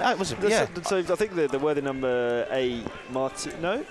I think it was Martin Sorondo. Yeah. Sliced clearance, ended up back in his keepers. A strong start from the Beavers, but as I say that, Worthing now on the attack, but it's well mopped up by Harry Thomas. And credit to Harry Thomas, he'd been out of the side for a couple of games, came in against Salisbury on Saturday, did well there. Douse was impressed with him, and he's starting again tonight, and he's done well actually. And it's difficult to come into a team after you've been out for a couple of games, but so far so good for the young lad from certainly from Peterborough's prestigious academy. It is a good academy. It is academy, isn't it? But anyway, Worthing on the attack now. Strong start to proceedings. Both teams probably getting a little bit of a come on, get out there and do a little bit more. I'm not to say they weren't in the first half, but they were, like Matt said, there needed to be a bit more happening in the final thirds of each. And so far, so good for both sides. Probably a bit closer there for Hampton and Richmond Borough to an actual chance. But the fans are walking past now, the Beavers fans. Going to hunker down under the roof there, the Keith Hussey stand. I quite like it under there. Normally I go to when I'm not commentating. But we do have irregular watch-alongs, regular commentary, week in, every home game. We have a real good mix. We try. It can't just be me banging on about things all the time. With people called Matt. He's our second one in a week, Matt. But we have a good group of people here, really good people. Johnny Luter, who's probably listening somewhere. Always going somewhere nice on holiday. Looked like it might have been offside. The referee's going to, assistant referee, should I say, put his flag up. It looked offside, didn't it, Matt? It did. Number 27 for Worthing. Go on, Seb. Godsamiski. Fantastic. Perfectly done. Who has never doubted it. Who has been very good, actually. And look the outlet there, but he was too eager and was given offside correctly by the assistant referee, who's mic'd up, Matt, obviously, of course. I don't know if they're mic'd up at your level. No, they're not, actually. No, this is they're having chats on that? They're having chats, they're having all sorts. Yeah, they're mic'd up with there's no one, there's no... it must be mic'd up with a fourth official, maybe, but it's obviously no VAR. Oh, they've got a fourth official at Yeah. Oh, absolutely, yeah, there's shenanigans that can happen down there. Well, yeah, but they happen now. They just let them happen.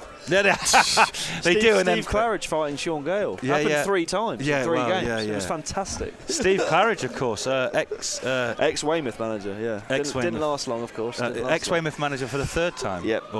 Yes, 4th maybe, I don't know. I think they're unbeaten since they are, aren't they? They have absolutely gone on fire, haven't they? Which is, as a man of a Yeovil town persuasion, not something I want to see, but... There's a chant Seb does about Weymouth, but we're not going to do that. Yeah, no, certainly not. Anyway, Rhys Gregor-Cox as well there. Hampton and Richmond Borough started well this second half period. And it's 0-0 so far. If you're just joining us, wherever you are, 32 hardy souls, I'll take that. And that's just currently watching. We normally get around 100 people over the course of the night watching. People coming in and out. Paul, no any questions at the moment? Any questions? No, we just got Peter London. He just wants us to score. He just wants some goals. He wants some goals. We want some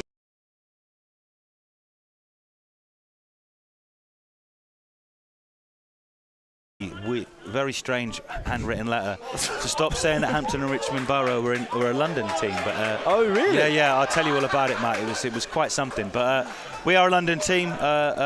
Richmond is at the end of the district line, and I think you can still use your Oyster card, so I'm taking that. Some walk from Richmond to here, though, isn't it? We're Hampton and Richmond match. Anyway, don't let facts get in the way of a good little bit of promotion. Anyway, Worthing are on the attack here, but we're on all the maps when you see these clubs do like. There was a great non-league map of London football clubs. Yeah. From like 1930s the other day that someone put up on their socials. On the socials, and fantastic. And Hampton had done it, but Hampton made it. Hampton, established in 1921, so a long established. Was Hampton, became Hampton and Richmond around, I think it was late 80s. Don't you get less of that now, don't you? It seems to be a common amalgamations for a bit of time. You're having them Waterlooville's, you're Hampton and Richmond. Your ampersands. Yeah. Well, can't think of another one right now. No. There is another one. Well, there was Gravesend and Northfleet back in the day. Wingate and Finchley. Eddie Allsop's there now, I believe. Yeah, Eddie Allsop, former that's definitely theirs that came off the head of Vaz. Wingate and Finchley, who, they're doing very well with one of their manager was mused by a couple of Hampton people as potential before Alan Dowson came in for his second spell, and at the moment Hampton doing pretty well in this game against this only just recent leaders of the league. Good tackles flying in. You may have been able to pick that up on the mic right in front of us. They're not that far away. Matt, I thought we were going to get a chance to get a ball in there, but ball towards us because we are on the front row here, and it has happened, hasn't it, Paul? Actually, someone from Dorking got very upset because we thought we might have to reimburse them for their MacBook. But I think I saw that. Yeah, sat in the front row of the press box. I mean, I know. What could you expect? I mean, if any balls do come, we've got two fantastic centre halves. Yeah. Oh, absolutely, Matt. You, where are you playing these days, Matt? We're playing for the famous Bow Badgers. Badgers. Hackney and Leighton Sunday League. Sunday as well. It means you can go to all the Gosport games. Exactly, it's perfect. Bang mid-table. We win 6 games. We've lost 6 games. Could not be a more average football team. I love it. That's what you want. Matt is a very good centre defender. I mean, I trust him on that because I went to go and watch him very towards the end of last season when he was playing down this neck of the woods at the. What the playing fields? Near the King's House School? Yeah. No, it's near Chiswick Bridge, isn't it? Oh, what's it called? I can't remember. Doesn't matter. Yeah. Not King George's playing field. King House School playing field. Yeah. But it's not. It's the one. Duke's Meadows. Duke's Meadow. I arrived there to go and watch Matt play, and he'd been taken off, and then he didn't play for the rest of the game. Anyway, but as I say that, Worthing on the attack now, and there's definitely a bit more of an opening from both sides from this second half period. They're definitely finding a bit more forward and a bit more precision and pace going forward. So maybe there is a goal coming soon. But as I say that, some passing in the centre of midfield here between Packman and Cook. But so far, this second half has definitely come up a couple of, maybe at 1 gear. And still needs still we're on 4th gear maybe if we were in 3rd in the first half. Just a quick clarification on that, listeners. It was a double header Seb came to watch and he missed the first game. That's right, I did, yeah. Despite living down the road. Matt had come all the way from Walthamstow, I think you came from, didn't you? Yeah, that's true, actually, I had. It was a very hot day that day. Missed my clean sheet, very upset. Yeah, I did actually miss that. It looks like Hampton and Richmond Borough are going to make 2 substitutions by the looks of us. It looks like Gardner's going to come on, and it does look like... might be Kiernan, maybe. I don't know. We'll come on to that in a minute. But after a strong start, Worthing have definitely come into it the last couple of minutes. Yeah, definitely. Yeah. After a slight scare early on in the start of the game. Of course, we've got a great comment there. Go on, Paul. I'll let you do the honours. We've got a good comment there for the ampersand. For the ampersand. Oh, sorry, I've lost it. Keep going down. Which one is this? Oh, well played. Oh, Dagenham and Redbridge. Very of course. Good. As they were called now, Andy Carroll's Dagenham and Redbridge. Yes. Although he's not playing at the moment. Yes, I stood next to him when he came down here. Do you know what? He was extremely hospitable down here because obviously big face, big name. Not a big face. I mean, it was pretty normal sized face, but big head. Big head. But He was very good when he came down. He was very, an ex-England player doesn't often play for the opposition team at this level. But as I say, that the ball swings and it's well dealt with by Vaz, who's done well defensively tonight as well as going forward. Martin Sorondo has had much freedom in the midfield. Hampton's sitting a little bit deeper at the moment. But Worthing, the fans under the stand to the right of us, and it's a lovely ball into the far post. Ooh, but it's a defending. lovely little header. But it goes back across goal, and it's a brilliant save. Did that go over the line? No, it didn't. Matt Rowley, take a bow, son. That is a superb save. It was definitely headed away by Vaz, but only to the edge of the box, and the ball was swung in. It took a deflection, and it looked all the money and all the world that it was going to go over the line. But Matt Rowley clawed it away, and it's a corner to Worthing. That's very, very close, if not the closest either team have come to opening the scoring there. Yeah, just thought it was going to trickle into that far corner, but Rowley's done extremely well there, just diving across like a cat. It's not the first time he's done it as well. He did it here at against Totton as well, and then we went down the other end and scored. Yes, he did. So hopefully we can do that now. Could be happening. Reece Grego-Cox, Craig Oh, Fassamande. I didn't want to jinx now it. on the run there, but it looks like the Worthing keeper will take that all the way into the box. But he does, that's the Worthing way though. To be fair to them, and they're pretty solid, and then obviously doing something right. They're second in the league. But as I say that, the ball is end to end at the moment. Absolutely, yeah. There's a lot going on in this second half proceedings. The stats, they heard Paul saying it was quiet on the stats front. Come to life. It has really come to life, Matt, for both sides, but certainly Worthing looking slightly more dangerous in the penalty box. Yeah, I would agree. I think just to shout out for Frimpong for Worthing there, he was the only man back. Great recovery to muscle off the much larger Hampton striker. But yeah, it's come to life now. This is what it's all about. Under the lights, bit of rain coming down. Two teams who desperately need 3 points. Do you think the rain has probably helped that a little bit? Yeah, I think so. I think you're right. It just felt like it's a flat surface. Everyone was running through treacle a little bit in the final third. Not because of the quality of the pitch. No, obviously not. Just no. Number 4 for Frimpong is coming off for number 26, Chadwick, for Worthing, and it looks like Hampton are going to make 2, if not. And it looks. Actually, it's hard to. Right. Yeah, Worthing really. How many is this? Worthing might be making 4 subs here. I think they might be. Right, you need to keep an eye on this one, Paul, because I've lost track. So I know Martin Sorondo's definitely come off. I saw him go off. Yeah. EK and Jenks and Chadwick are on, and Frimpong is also off. I've said that in a horrible order. No, we will recap that. Don't worry, and we'll also check their social media feeds for confirmation. We will do that. Razak Coleman de Graft is on. He had a short spell at Hampton and Richmond Borough. Desperately unlucky, got injured. Looked absolutely brilliant. And this is not me casting aspersions on him, because he's done really well since he's left. He looked like he really had it and was excellent in training. And it was a bit unlucky. But he's since gone on and played for Maidstone, done really well. I think that's the final one. So yeah, 4 I've got. 4. So double check the Worthing socials just so we know. I will do that. Before there's been 4 subs for Worthing.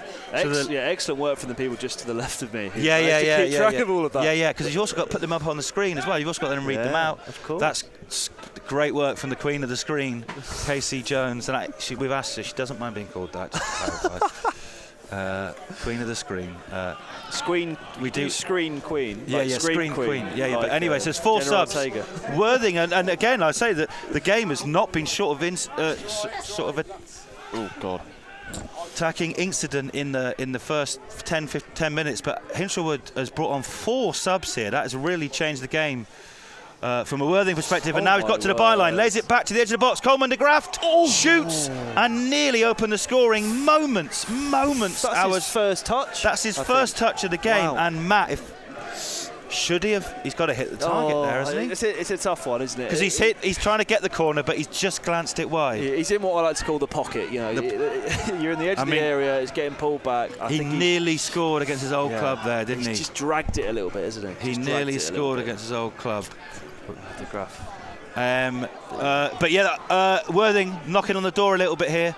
Not to say that Hampton have let them in it by any stretch of imagination, but Worthing just starting to show their quality and class. But as I say that, Reece Grego-Cox on the left-hand side. Lovely ball to Craig Fassamade.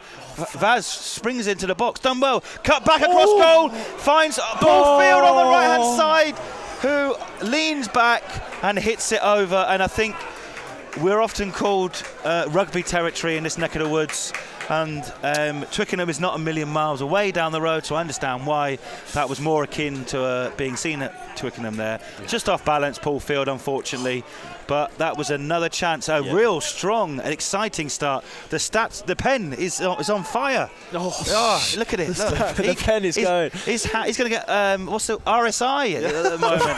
The stats man Paul next to us. Let's not make a joke about illness or injuries. I've had it once. RSI, terrible. And no, I didn't get it because I got it from a teenager, and not because of that, is what you're thinking. But anyway, moving on. The game has really sprung into life. This is a rip-roarer of a start to the second half. And is there going to be a goal? There should be, the way the game's going. There's no one there. There's no one there now on the right-hand side. But Paul, do you want to give us the subs? So Worthing 2 have struggled. Yeah. But I think I've got it. Go on, do it. Go on. So I think players who have come off, matter. we've got Frimpong, Martin Sorondo, Remy and Godziemski have all come off. Yeah. And in their place, Razak Coleman has come on, Spong has come on, Teddy Jenks and Moulton, I believe, are the ones that have come on. I think you're right there. Fantastic Hampton. work. Like that scene out of Always Sunny where Charlie Day's got all of the sort of scraps of paper and he's putting pins in between them to work it all out. Do you know what? I've never seen it. That's stupid of me, innit? And I know I'd like it by the sounds of it. That's all right. I'm sure our listeners will enjoy that. They got their finger on the Anyway, top. Worthing on the attack. There were 5 subs. Oh my word. There were 5. No, there can't have been. Well, on the Worthing Twitter, they've confirmed a 5th sub. I mean, it was really hard to see because the black shirts over there on the other side. I don't think I've ever seen 5 subs in one. How exciting. 5 subs in one go. The one I missed was Nkrumah's come off and Doulahan The has number come 9. on. I think the number 9 is definitely not on the pitch. So, yeah, 5 subs. See, this is it. You know, we didn't promise. I mean, I tell you what, we said on MixLR they know him because he's right behind over there. Yes. He'd have seen that. It's a bit difficult for us to see. That's all I'm going to say. And there was a lot happening, and the board was going up. Anyway, Worthing, corner number 6 to the far post, and it's nearly sneaked in at the near post. Worthing are getting closer here. Hampton have to weather the storm a little bit, but Vaz has defended really well again. He's looked good going forward and defended well. And he needs to at the moment because Worthing are slightly on top here. The changes, they were good before the changes, to be fair, but the changes have added some slight confusion, I would argue. That was a fantastic delivery. Hampton and Richmond, it was, wasn't it? Really high up. Decent in the header post. to the near post. They're knocking on the door now. The team that are second place are looking the more likely to score. That's not to say Hampton haven't had the threat going forward and on the counter, but it's definitely the counter that they're looking at the moment, whilst Worthing start to make the quality that they've got on and off the bench. They've shown that now. 5 players on the bench. Razak Coleman de Graft, sorry. We used to call him Razak Coleman, but he's got de Graft on the back of his shirt, so we should call him that by his preferred name. Absolutely. But one thing about Razak Coleman de Graft, look at his legs. His legs are magnificent. I mean, I was going to bring this up, but I thought it would be weird. No. I mentioned it when he played for us. I used to love, used to admire them, should I say. The touch of the Grealish. He is unbelievable. Low socks, absolute. Are there any shin pads in those socks? Yeah, well, there will be technically, but yeah, they can be as small as you want now, can't they? So, the ball's gone into the visiting dignitaries from Worthing, and they return the ball back to Worthing now as we are entering 64th minute. It's been a really bright second half, and it still remains goalless somehow. And Worthing will be ruining not making their chances count, but they're on the attack now there, and it's de Graft on the right-hand side. And he cuts inside brilliantly, but he's well marshalled there by Vaz, who doubled up on him because he beat the first defender.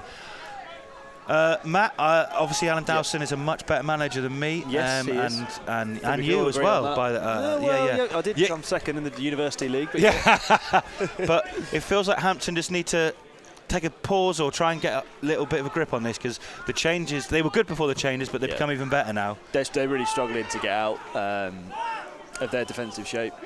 They haven't had a spell of possession in a long time. You're right. 5 subs.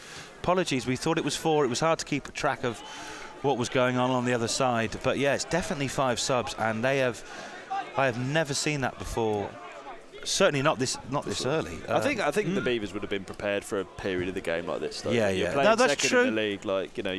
This is it. He knows. He knows. He's done this before. He's listened to enough stuff. He's watched enough stuff. He's involved. He knows. He knows that the second place side. Let's just make it a game until 10 minutes to go. Yeah. But we shall see. 65 minutes now. 0-0 here at the Bev. Thanks very much. Please let us know where you're watching. We've hit our highest numbers. What current listeners? I know that it fluctuates. But yeah, please let us know. And it looks like are people reading the comments? We are reading the comments. Paul, let us know. We are reading the comments. We got some friends linking up in the chat, which is always nice. nice. That's what we can. We're bringing people together. We got some Hornchurch fans. We got some Dorking fans. We got the whole league is tuning in to our watch along. It seems. As we say that, and Hornchurch, who we will play here at Hampton and Richmond on the 7th.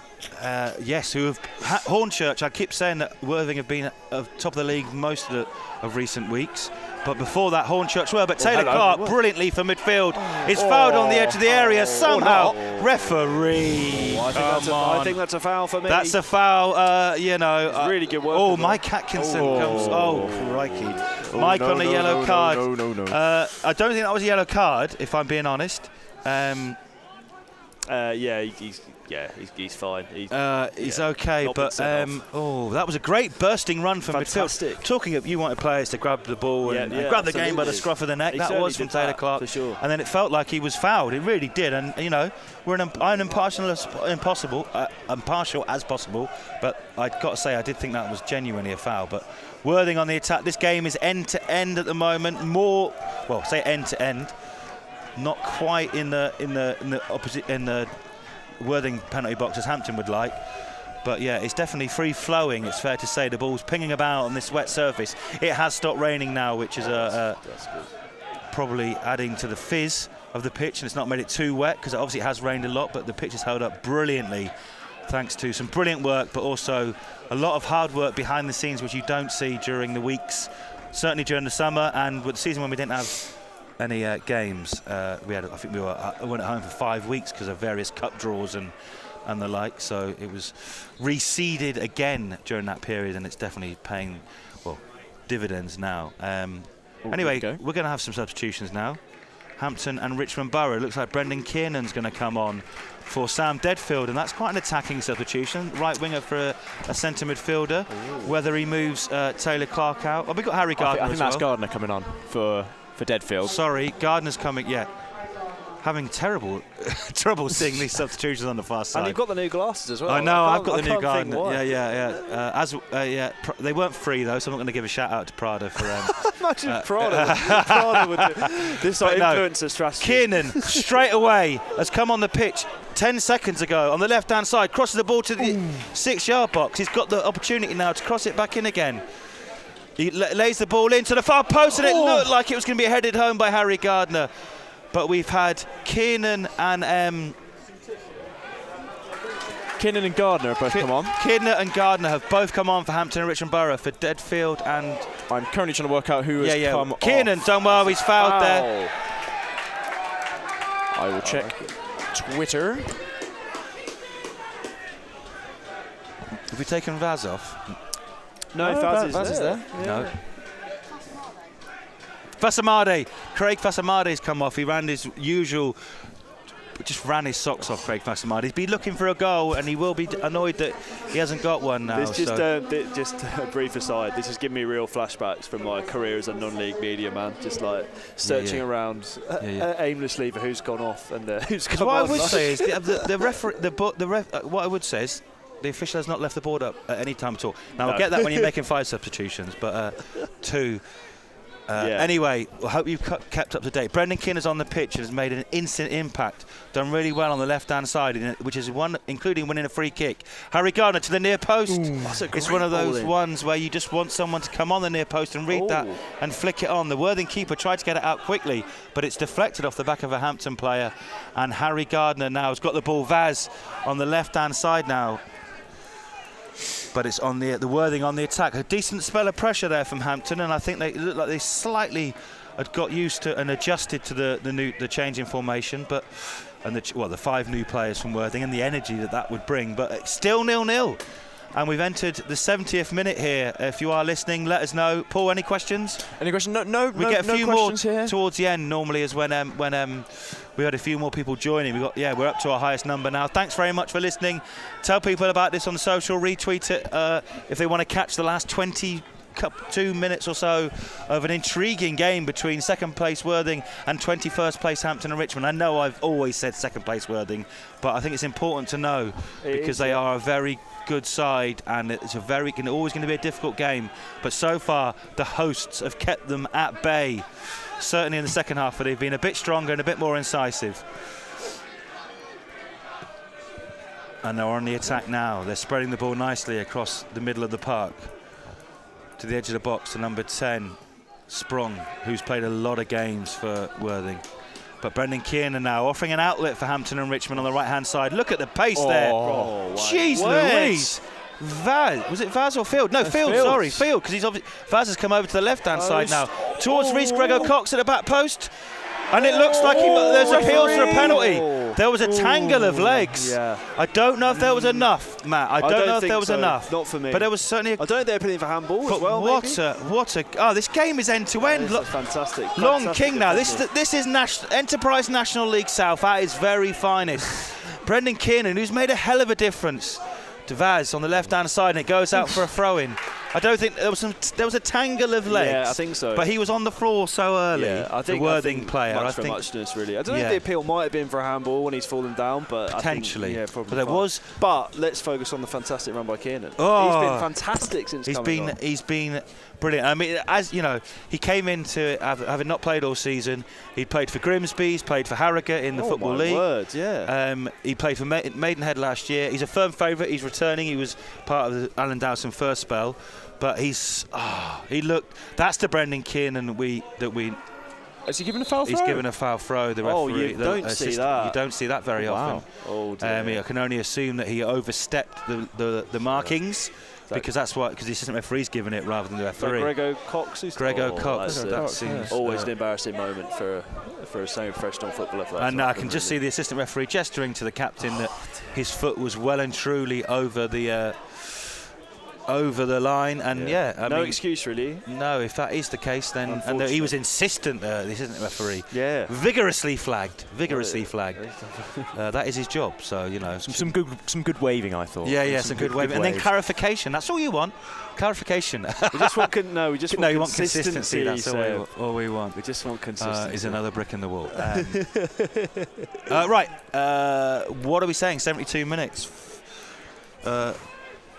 We just got some friends linking up in the chat. We've just been turned into a little. Good. Are you coming to the game on Saturday? Brilliant! Please come to the game AFC Tottenham. Anyway, the ball's in the box, edge of the box, lays back to the edge of the penalty box, and that's a great shot from 16 Packham, but that drifts wide, always going wide. The rain is teeming down now, and Matt.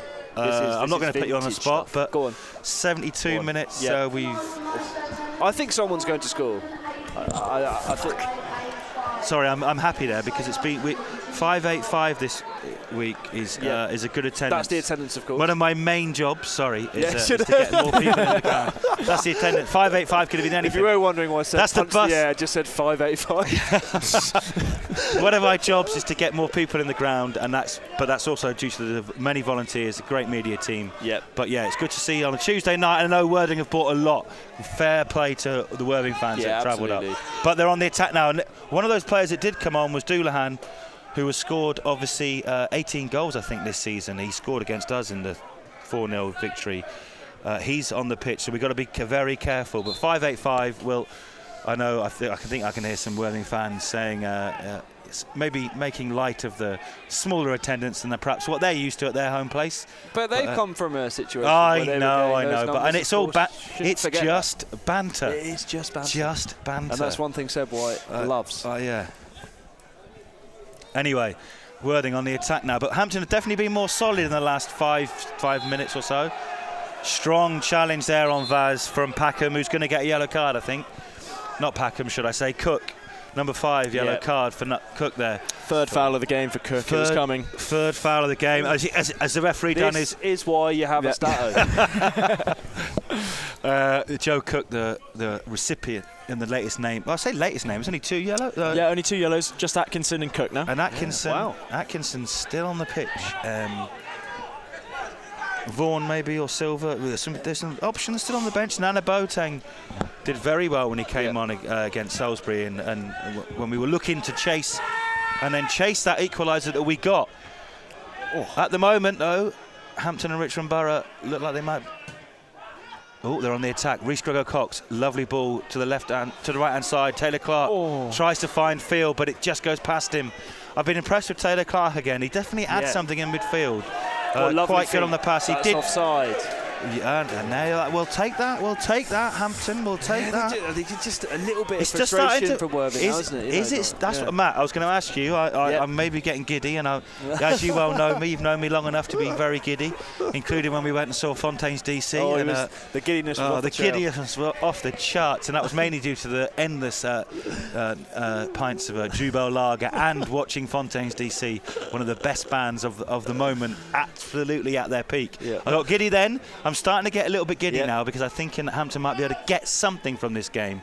And Worthing is, like you said, they're just been a bit sloppy, aren't they? I'm getting second-hand giddiness from you. I feel like someone will score. I just feel it in my gut. I think, why can't it be Hampton?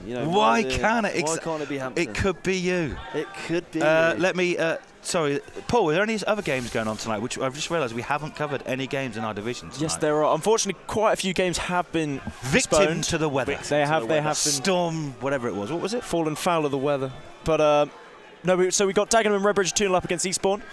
And that's struggling a big. Eastbourne, that's a big result for Hampton and Richmond Borough if things stay the same. We obviously want to win your own games, but yeah, we'll come onto the table in a minute. But big result, another defeat. Is that at Dagenham or Eastbourne? That is at Dagenham. Oh, free kick. Or is it at Redbridge? Who knows? Oh yeah.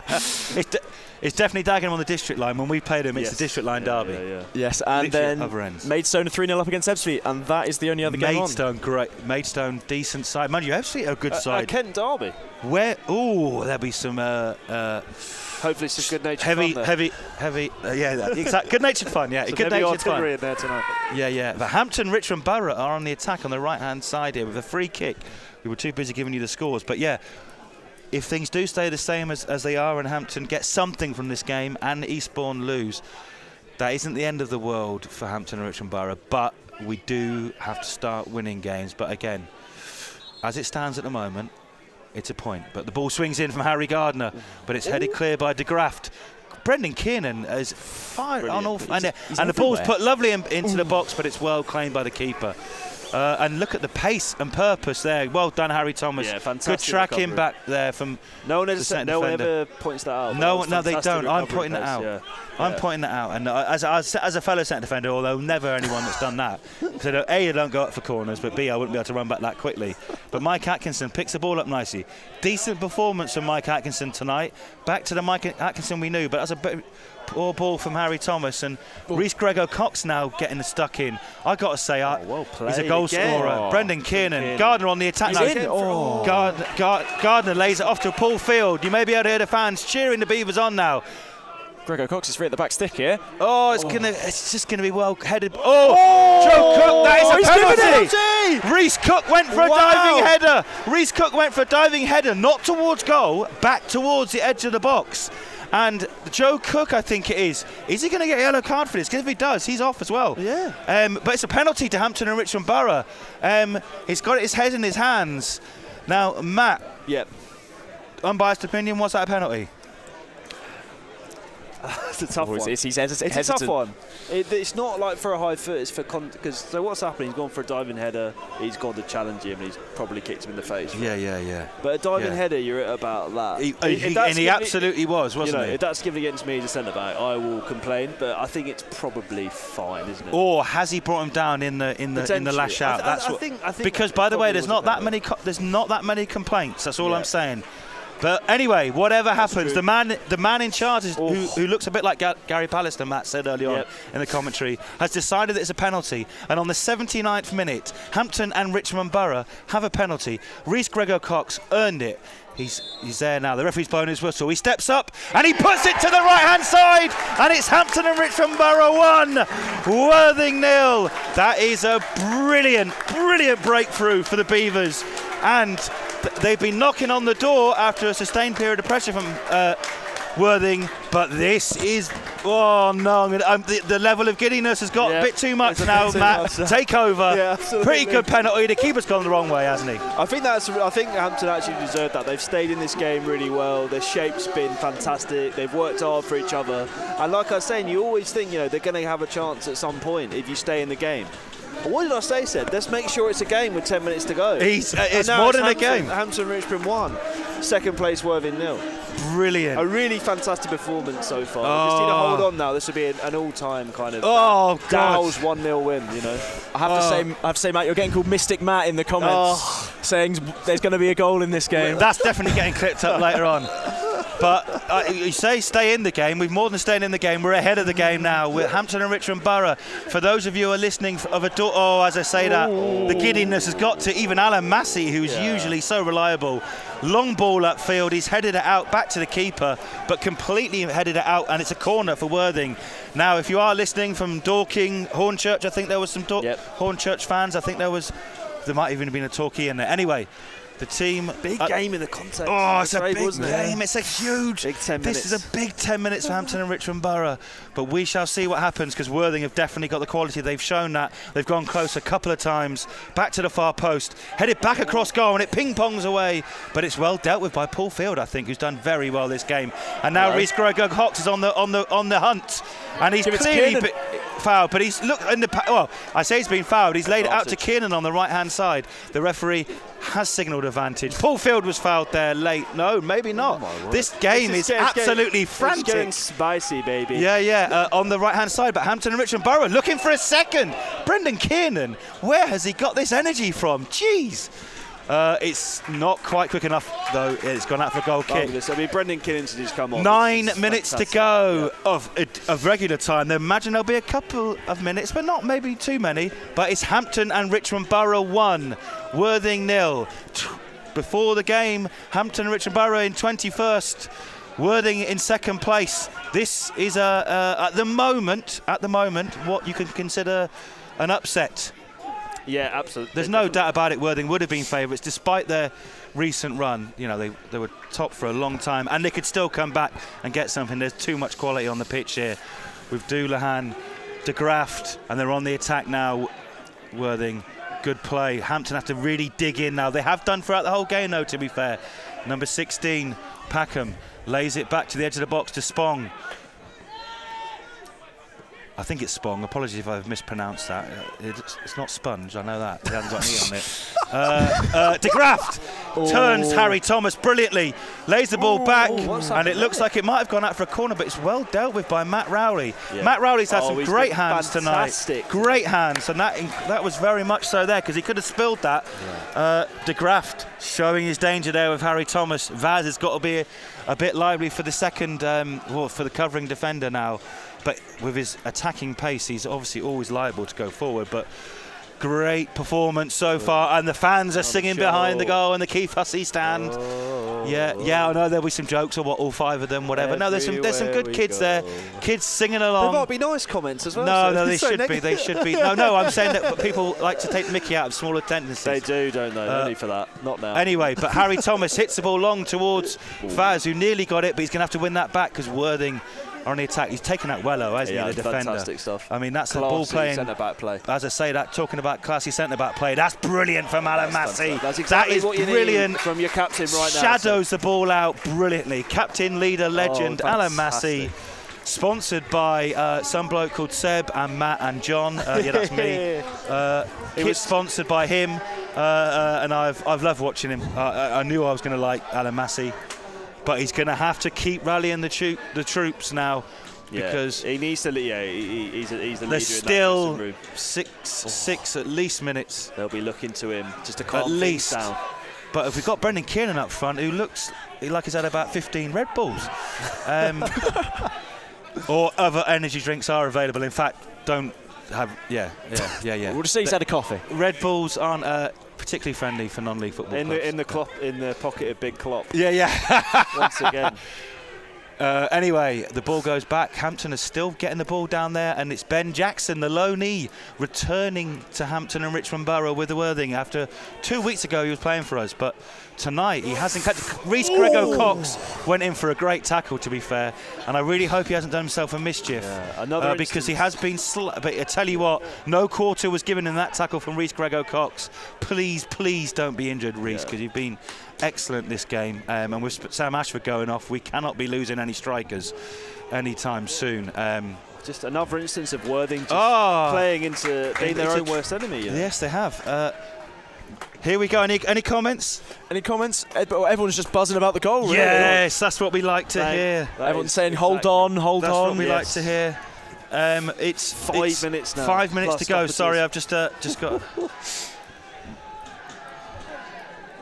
But just before then, Worthing again being their own worst enemy. That was how Rico Cox went in for that challenge. Grego-Cox, sorry. He's got Reece Grego-Cox. Anyway, Worthing on the attack. This is a frantic, relentless second half of Enterprise National League football.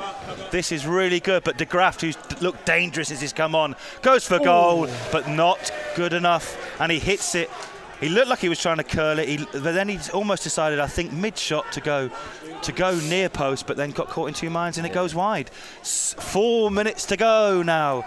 Sorry, my phone just beeped there and it was my daughter, so I was getting concerned that something... Is she also just no, she's listening in. She's listening in. So thank you very much, my wife and daughter, both listening in.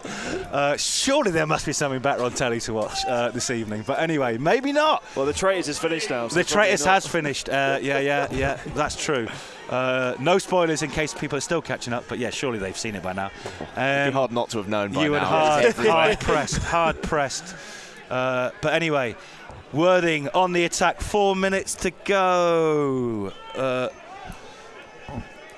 It's really, really tense stuff. Sorry, Matt. I forget sometimes that I'm supposed to be commentating. So, Matt, if I do leave it a little bit quiet, just jump in. But Worthing, Hampton looking fairly solid at the moment, got to say.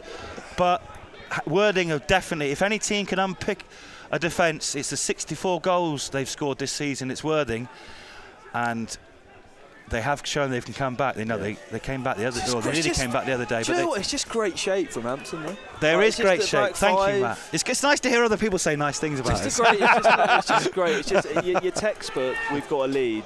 Yeah. Let's protect it. You know, flat five, two in front to have a little bit of like engagement, and then you leave one up there to, you know, someone like Keane, who, as you say, has had 15 Red Bulls. I reckon it could be 2-0 Hampton. Worthing are trying a little flicks because they're trying to find different ways to do it. The rain is getting harder, which I would only say could help Hampton. It's not.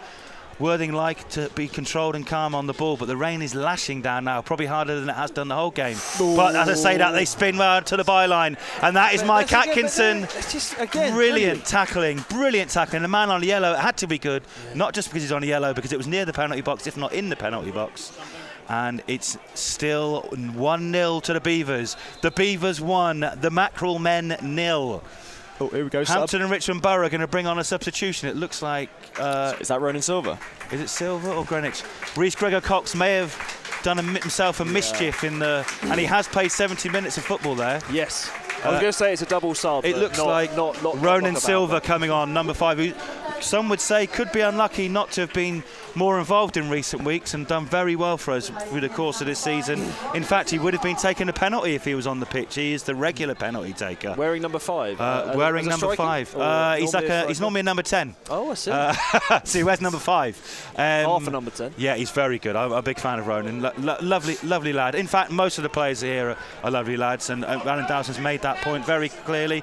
They do have to dig in now and really rally with each other, because at the moment Hampton and Richmond Borough are on the verge of a very, very good result. But we've still got a minute left, and that might get clipped up if we do concede. But anyway, I'm just stating facts here, just stating cold, hard facts. And it's a throw into Hampton and Richmond Borough. Matt? Just as a brief aside, I don't want to get giddy, but it does feel like it is moving in a certain direction. We're definitely in giddy territory now. Just to try and calm me down, a little aside I've noticed throughout this game is Vaz, who I think has been one of the best players on the pitch today. Actually, I was going to ask you that, Matt. Keeps who's been the every time he sort of engages someone, they'll pass it off and he'll give him a little shove, which I really like. Who would you have as I'll let you. Rowley, the Hampton goalkeeper. Yeah, he's made a couple of great saves. Hello. As I say that, Brendan Kiernan made.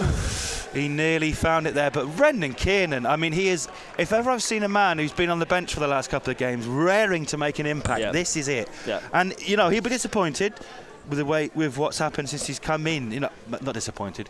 He would have liked to have done better, because I think he did really well against Farnborough, to be fair. But then, maybe the lack of actual match action caught up with him a little bit. But he has looked sharp as anything today, and what an outlet he is up top there for the Beavers in this crucial part of the game. And we're seconds away now from the 90th minute going up. Keep an eye out for that board man. He's quick on the old minutes, so we need to make sure that on the old 5 minutes. Christ. There's a church down the road. I'm allowed to say these things, and we've got a church on the badge. So I'm speaking. I'm not saying it in a bad way. I'm saying. Way to go. Great but work, Vaz in front of us, brilliant, mate. Well done, man. Come on. He's just giving me a fist pump, eh? I told you, we're all getting giddy. Come on. Brilliant. Brilliant. No, but joking aside, that is excellent play from Vaz. He's been excellent. Rowley has been. You know what? He's just earned my man of the match. He's changing it. He's changed it from fist pumping. Yeah. That's the cherry on the top. It's one of the. I don't think a player's ever fist bumped me before. I have hugged Carl Alford once when I was watching Yeovil. But anyway, that's for another time. 4 minutes. Great tackle from Vaz again. Yes. There's that man again. Get in. There's that man again. Get in. Brilliant tackle. Oh. You've had 90 minutes of impartial commentary. I'm sorry, you're going to have to stay for 5 minutes of giddiness at the moment, because Hampton and Richmond Borough are leading Worthing 1-0. But this is a strong Worthing side who were second tonight. Before tonight's game, we've been leaders for the last 6-7 weeks, certainly since Hinchelwoods came in. Nick it. But nearly there, but they're on the attack. Now, that's a foul. That's a cynical one. Yellow card for Taylor Clark. Yep. Rightly so. One of those ones, cynical, good foul. Absolutely good foul. Well, it won't be if they score, to be fair, but we shall see. Yellow card, Taylor Clark. They've taken it quickly. We've got 4 minutes, and this is squeaky bum territory for sure, as a famous football manager once said. But Matt, they pushed him back out again, haven't they? They pushed him back out again. As I said, just good shape. People, they're backing each other up. They're taking their lead. That's too far. Paul Field looks like he was fouled there. Has the referee going to go all the way out for a goal kick? It's going to go out for an all the way out for goal kick. 585, a great attendance for a Tuesday night in Hampton, especially on a cold, wet night when we didn't even know the game was going to be on. But thanks to the brilliant ground staff and the brilliant work that's gone on the pitch, but over the course of the season. Marketing work of Seb White. Oh no! It wasn't me that said that. It was him. No. I'm just grateful that as many people as possible have seen this. Thank you very much for listening and watching. I think we've hit the magic 50. We've hit the magic 50. Yeah, I think we normally go like 150 over the course of a game, but that's great over the course. And Brendan Kiernan wins the ball. Brilliant. Lays it off to Gardner. Gardner shoots. Oh my God! Oh no! That would have been the cherry on the. Well, I say a cake, but saying that, we've still got 3 minutes to go. Goodness gracious, we imagine if that had gone in, the giddiness, I would have just gone. I would have just put the microphone down and gone. We need a gidometer. But as I said, we've got to stay sensible though, because they're on the attack. It was. I'm not saying he wasn't sensible to not have a shot, because he nearly scored from the edge, from the halfway line. De Graft on the right hand side now. Oh, this is squeaky bum time. Got to bring it back down now. To Graft, and I tell you what, every man, Hampton man behind the ball. Atkinson running out, pushing the Worthing side back, but it goes back to the far post, and the ball goes out now for a goal kick. And the kidding. Everyone's getting a bit mad. We're all going. Even the stewards in front, even the steward in front is maybe, yeah. He's looking at me and laughing as well. So yeah, I get it. 90 seconds. 90 seconds left of the 95 plus minutes. At the moment, Hampton and Richmond Borough are looking like they may pull up a great result. A great result after a very good performance, but there's 90 seconds left and Worthing are very good. Vaz heading the ball up long there on the left-hand side. Ronan Silva. Is there still going to be one more chance from Worthing, though? Mike Atkinson nearly got it, but Alan Massey, that's not what you need, but it's okay. He wins it back with a header, and then that's another header by Taylor Clark. Mike Atkinson's going to get sent off, I think, because he got just a yellow card. Just a yellow card, and every Worthing player goes up now into the box. This is the last chance saloon.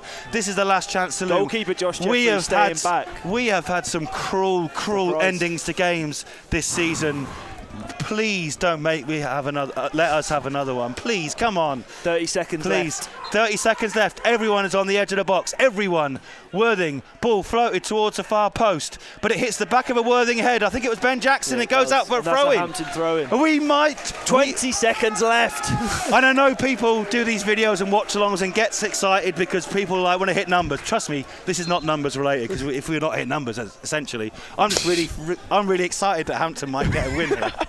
This could be a really famous win and a really great win for Alan Dowson's men, but the ball is still alive and the ball is still ping-ponging around. De Graft, who's been very good since he's come on, but it's well won by Harry Thomas. Brendan whistle puts the ball away. The full-time whistle goes. It's Hampton and Richmond Borough 1, Worthing 0. Worthing have still not won this season, but this year. The giddiness has gone over. The giddiness. But Hampton and Richmond Borough have secured all 3 points in a famous win against an extremely good side, one of the favourites to go up this year until very recently topping the table. But Alan Dowson and his men have pulled off a masterful performance to win 1-0. The Beavers victorious. Matt, take it away. Fantastic, fantastic result for the Beavers. Just at the end there is the final whistle when Mike Atkinson just had his head in his hands. He couldn't quite believe that they managed to pull it off. But this could be a huge moment in Hampton's season and in the title race. At large. I mean, Worthing have got history of falling away. They did last year, didn't they? But I thought they'll be thinking the ghosts are coming back to haunt them. But for Hampton, I mean, they deserve it as well. Just a fantastic defensive performance.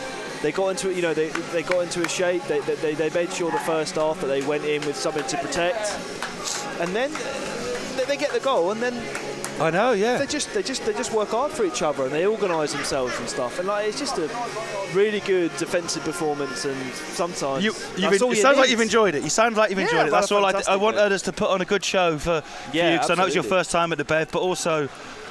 You're doing a watch-along and stuff like that. But yeah, it's the fans are rightly receiving the acclaim. The players are receiving the acclaim from the fans, because that is a very good performance by Hampton and Richmond. They have worked their socks off. Vaz was superb. He even gave me a fist pump 4 minutes from time. He wasn't counting his chickens by any stretch, but I think it was just the excitement and we could get something here. Not just get something, we got 3 points. And Take Me Home, Country Road rings out. Paul, what are the comments? Just nice things. General, everyone's pleased. We've got a big thank you from Hornchurch, Dorking and Torquay. Oh, yeah. I was expecting you might get that. Yeah. But yes. But yeah, in general, everyone's happy, everyone's buzzing. Everyone's happy, everyone's giddy. Everyone's a winner. Right. It's half-price drinks tonight, so me and Matt are definitely going to have one at least, if not 2. But we are going to leave you now. Thank you very, very much for joining us, Matt. Thank you very much for coming all the way over here. That was a lot of fun, even more fun that Hampton and Richmond Borough won.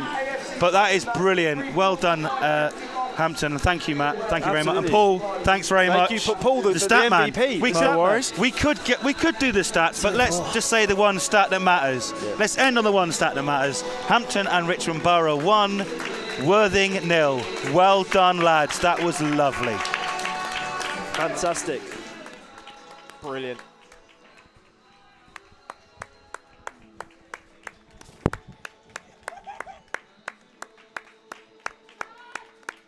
Yes, lads. Well done, Harry. Well played, son.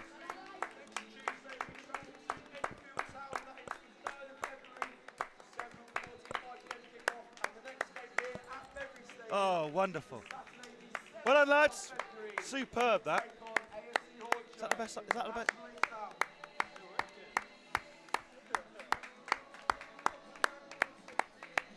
Get a fist pump from Vaz. We're just jumping on quickly. Vaz is walking past. See if I can get a fist pump with him.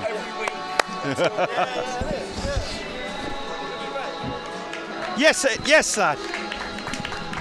Yes, get in, get in, get in. Well done. My man of the match, Vaz, just giving me another fist pump after, you know, we're proper mates now, but that was brilliant. Well done, Hampton and Richmond. We are definitely going now.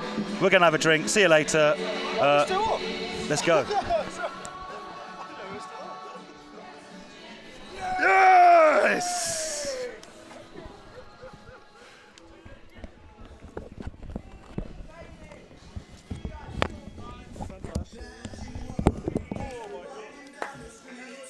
Well done, man. Do you enjoy that? Yeah, that's fun. I know. It's so fun.